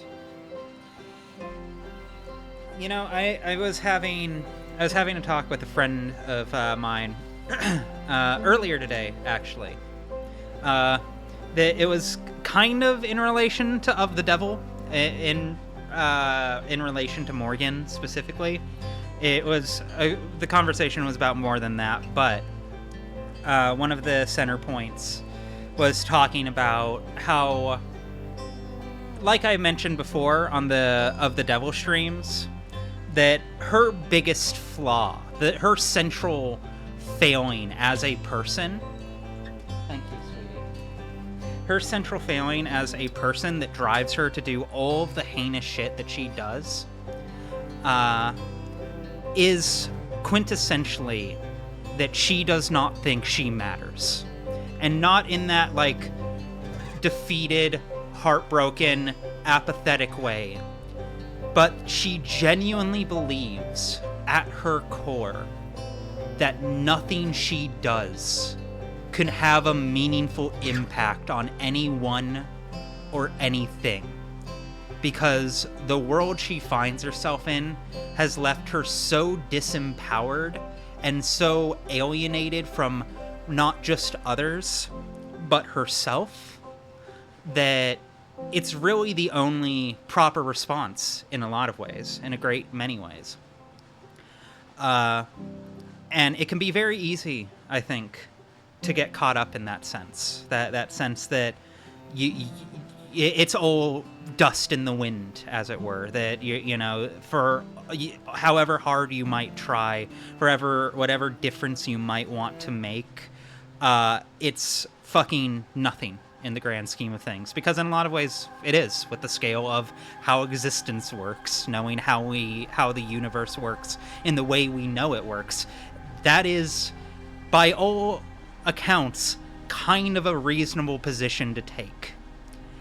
It's also the wrong one. It's also the one that is quintessentially unmaking Morgan on every level and causing her to become exactly the last kind of person she clearly wants to be. And I bring all of this up because this feels like the exact opposite of that. It feels like a rebuttal to that in almost a direct way, as direct as it can be, while sharing absolutely fucking nothing in common in terms of, like, storytelling style, genre, aesthetics, or any of the other surface level elements, but the heart of it absolutely feels like a direct rebuttal to that exact kind of mentality. Again, like, the prisoner, genuinely, I think I'm going to be fucked up by them for a while. Like, the idea of that, of someone who could have done something that for thousands of years felt like the dumbest thing they ever could have done, only to find out eons later that that was the bedrock for existence to be salvaged. You don't know. You don't know. You don't know what impact your actions have. And that itself is terrifying in its own way. These things can ripple out in ways that you never can anticipate or expect or predict or even understand. And that itself is fucking terrifying, to be clear. You know, like, that itself can be overwhelming and can encourage you to try and downplay it. Again, to come back to the Morgan thing, that's what I see her doing constantly. She recognizes her own agency very consistently and then says no to it. Because to acknowledge that would be to acknowledge the incredible power she has had in her life all the way through up to this point. And that's a hard thing to acknowledge. You know, it's hard to come to terms with that. And it's especially hard to believe in that and then make decisions off of that presumption and then have those decisions feel like they have done nothing but make everything worse. And so for this to so poignantly and concisely and effectively insist that no, you don't know the kind of good your actions will do until well after you will be able to see what they could have been. It hits. It hits a lot. I think that, genuinely, I think the DLC might be what has elevated this into my top 25. I wasn't completely on it before. I wasn't completely there before. I really loved it. But it was, genuinely, I think, that angle of pessimism. I hate to say it, but that's what I needed. It makes it all feel less saccharine, more real. It makes my view on it feel more seen, you know? It's not all just beauty and majesty. There's something terrifying at the heart of it. But what's terrifying is also what's beautiful. Speaking of, that makes me very, very happy. I should have shot the probe into the eye. Gorgeous game. Gorgeous work of art. Fucking everyone was right. It makes me mad to say everyone was right, that it's exactly as good as they insisted it was. But they were. They were, absolutely were. Everyone should play this. This is part of the canon. This is required playing for everyone who gives a shit about video games as an art form. Unambiguously. I'm gonna have to emotionally recover after all of this.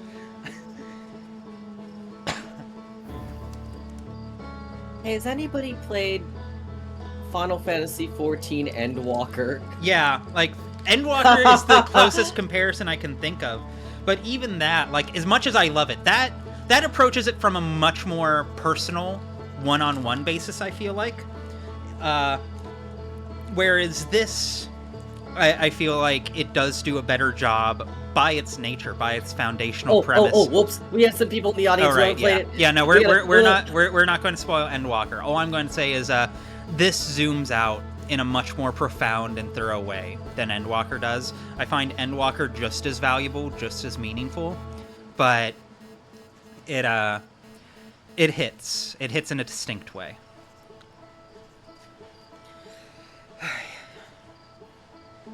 I think this is the part where I'm supposed to, like, plug shit. I think this is the part where I'm supposed to wrap up. We're done with the game now. What else are we... How is everyone else feeling? I've been ranting for fucking ever. Clark, how are you feeling about everything?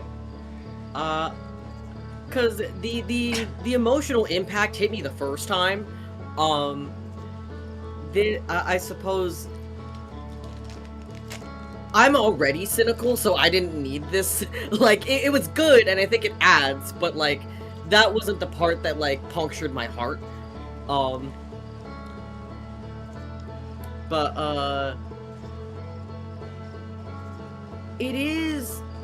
It's funny because we were talking about Hunter x Hunter earlier, but kind of in that same vein, I find this game oddly Buddhist.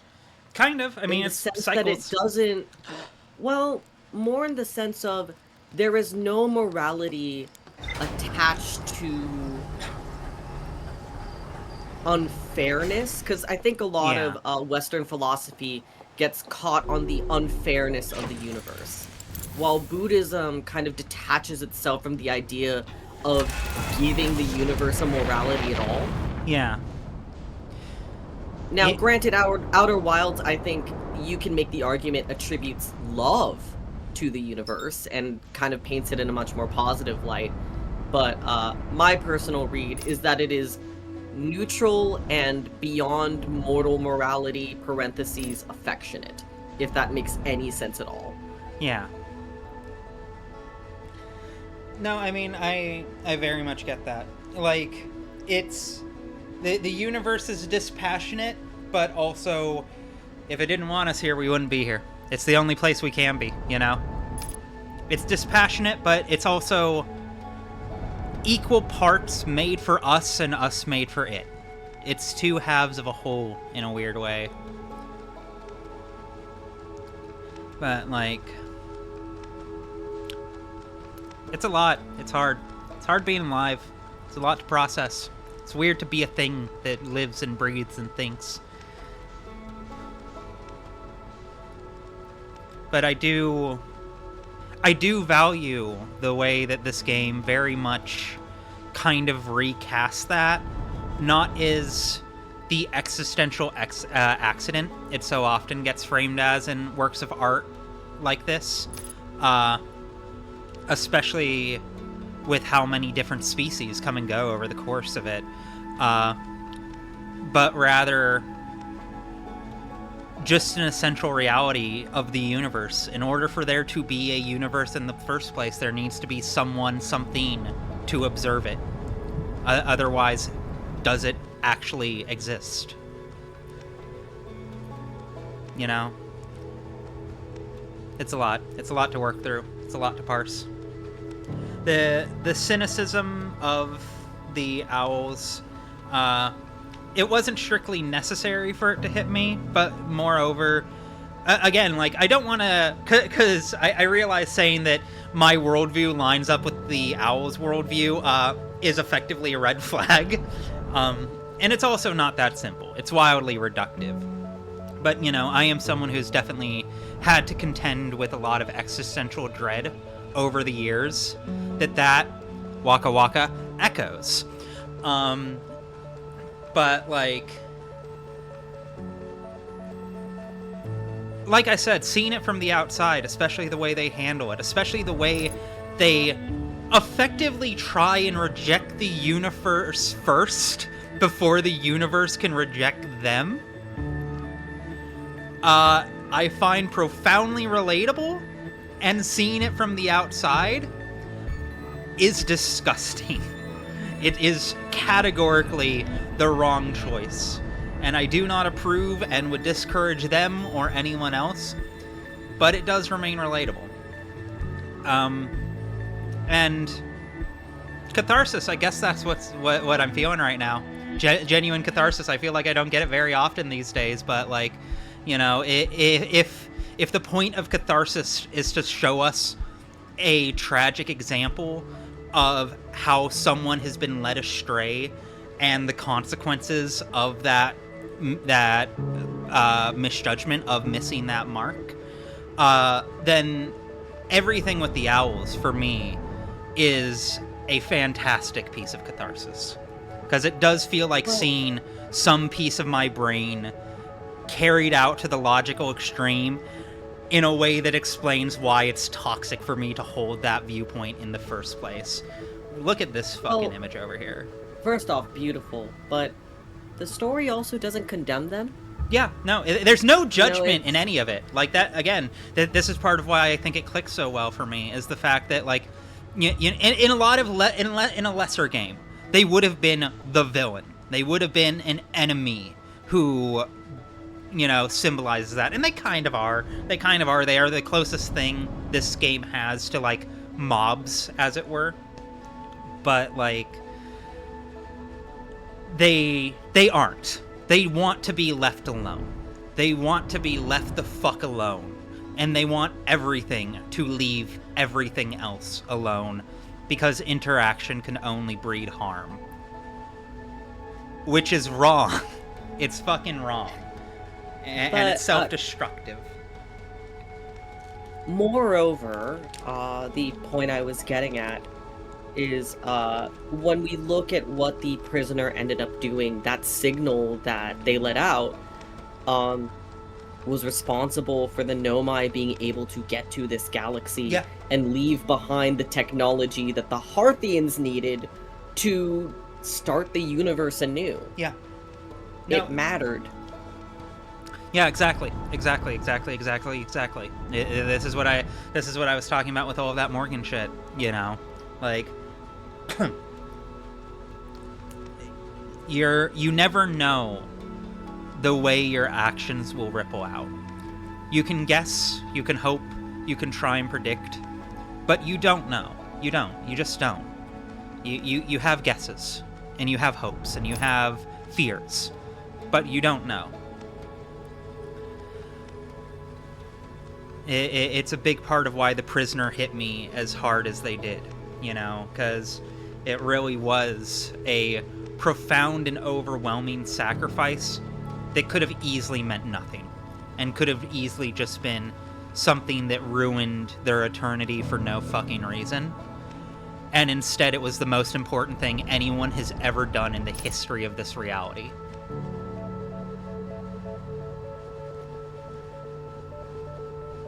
It's a good game. It's a really good game. Everyone should play it. Do I have more to say? Do I... Let it digest Yeah. and make it into a post on Patreon. Yeah, we'll see. We'll see if words flow. I have a lot of words I need to write. Before I can write anything about Outer Wilds, I need to write a script about why Jax from Amazing Digital Circus was always a woman. Because the world needs to know why they're wrong. But also, one thing at a time. One thing at a time. Now, if there's anything you'd like to plug before we say Yeah. our adieu. No, I was about to wrap it up. Yeah, bit of housekeeping after all of that, I guess. I decided before coming on stream, next week I'll be taking the week off. Bit of a low tide before the flood that will be the horror spec video. Especially since we've now put a bow on this. We'll be putting a bow on Of the Devil next Friday, I believe. If we don't, that will be the one thing we stream next week is Of the Devil, because I want to get that out of the way so we can move on to what I have in store next. It's going to be Deltarune after that. Yeah, next week we will be off. But after that, trying to think. Because also after that, we're going to be doing a bit of a schedule shakeup. If anything, we'll probably end up back at 4 days. There's a very, very good chance. But I'm going to be swapping things around. The story, the narrative streams, the slot that Of the Devil has right now will probably be getting moved to either Monday or Tuesday. We're still trying to figure that out. But want to be able to get that in a time slot that's more convenient for everyone who's helping out with it. But keep an eye out for that. I will have more hard details on that within the next week or two. Trying to think. In the short term, though, this Thursday, 3 p.m. Pacific Standard Time, we will be continuing Legacy of the Void. We'll see if StarCraft 2 survives the jump to the new schedule. I don't know. But, one thing at a time. I'm still looking forward to it. It's still a fun game, and I'm excited to play Protoss. What was it? You see, I've gone too far from the sun now. And Friday, we will be hopefully putting a bow on Of the Devil. And if we don't, that will be the Friday after. But I'm very excited to finally wrap up Episode 2. I have very much fallen in love with it over its runtime, and I look forward to Episode 3 when that happens. But otherwise, next week off, and then during that time, I don't know if Horror Spec will be premiering next week, but the premiere will certainly be set next week. And once we come back, we will be back in a big way. So be excited. I hope to see you all around for that. Lots of stuff is going to be happening for the foreseeable future, and I am very, very hyped for all of it. Is there anything else? In the short term, the preview is still up on Patreon, $3. You can buy it as an individual post without pledging, if you cannot wait, or just want to support the channel. Otherwise, yeah, Clark, is there anything else I'm missing?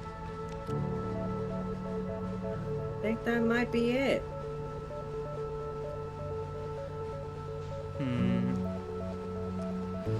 Should we go to Timberhearth and talk to that guy? Would that be a good final note? Might as well. Where the fuck is Timberhearth?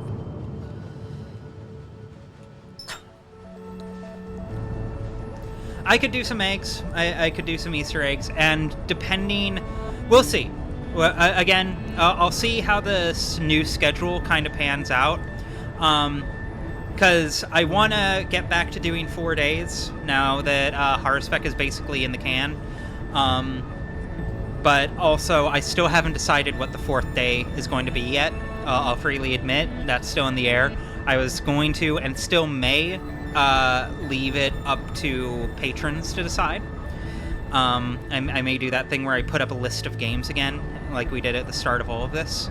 But I could also, if people are so keen, so excited, we could, easily do 1 or 2 streams in the meantime while we're getting everything kind of adjusted, where we continue Outer Wilds and do some Easter egg hunting and achievement hunting. I think that was a clean landing on my part, if I do say so myself. I think it's a win. It's the first landing you've had in a hot minute that wasn't just flinging yourself against a cliffside. You see, to me, that's a downside. Uh-oh. Like so. Well, you know what? Any landing you can walk away from. God damn it. I'm still walking away from it, though. This is a really graceless way for me to end all of this, I must say. I'm afraid so. But you know what? That to me is in spirit with everything we've been talking about, you know?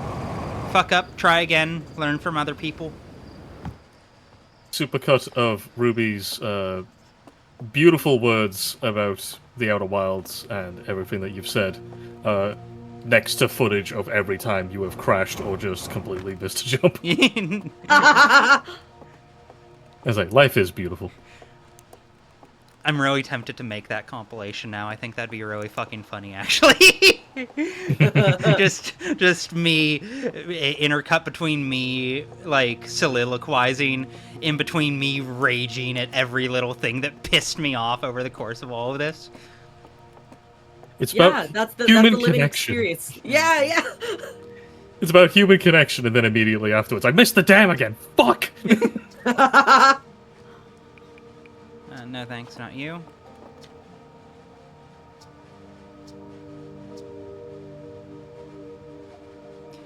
How? Can you help me translate this new alien language I found? A new language? Oh, yes, absolutely. Stars above, you bet I can. Just give me, let's call it 100 samples, some form of epigraphical codex, and 6 months, and I should have the vague gist of the sort of graphemes this new language is working with. Damn. Oh gosh, I can't wait to get started. Okay, I'll get right on that for you, buddy. Okay. Now. Damn, he works fast. 6 months. Yeah, only? no, like I want to be annoyed by it, but also 6 months to deprogram an entire dead language. Yeah. Well done, buddy. Mad talent. I wish I could give you Absolutely the time. I wish I could give you the time. We got 22 minutes. Is there a character in this game that says they're 2 days from retirement, or is that too on the nose? I think Gabbro would say it, but it wouldn't be true. All right. And I think that is probably as good a place as any. Oh yeah, I mean technically the speakers aren't dead. There is that asterisk. But yeah. Thank you all for hanging out. Thank you all for joining me on this. This was a fucking incredible journey. Thank you for everyone who loved this game and was eager to share your love of it with me. Well done, you won. And I am looking forward. I'm looking forward to being able to explore more. And we'll probably do that achievement stream. If not in a couple weeks, then at some point. At some point. There's always needs to be some other... I'm always in need of some game I can bust out when plans go awry. But anyways, wait for it. Wait for it.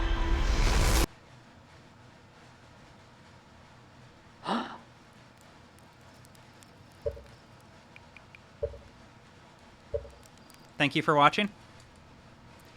And I hope you all have a great rest of your day. Talk to y'all later. Peace. Woo!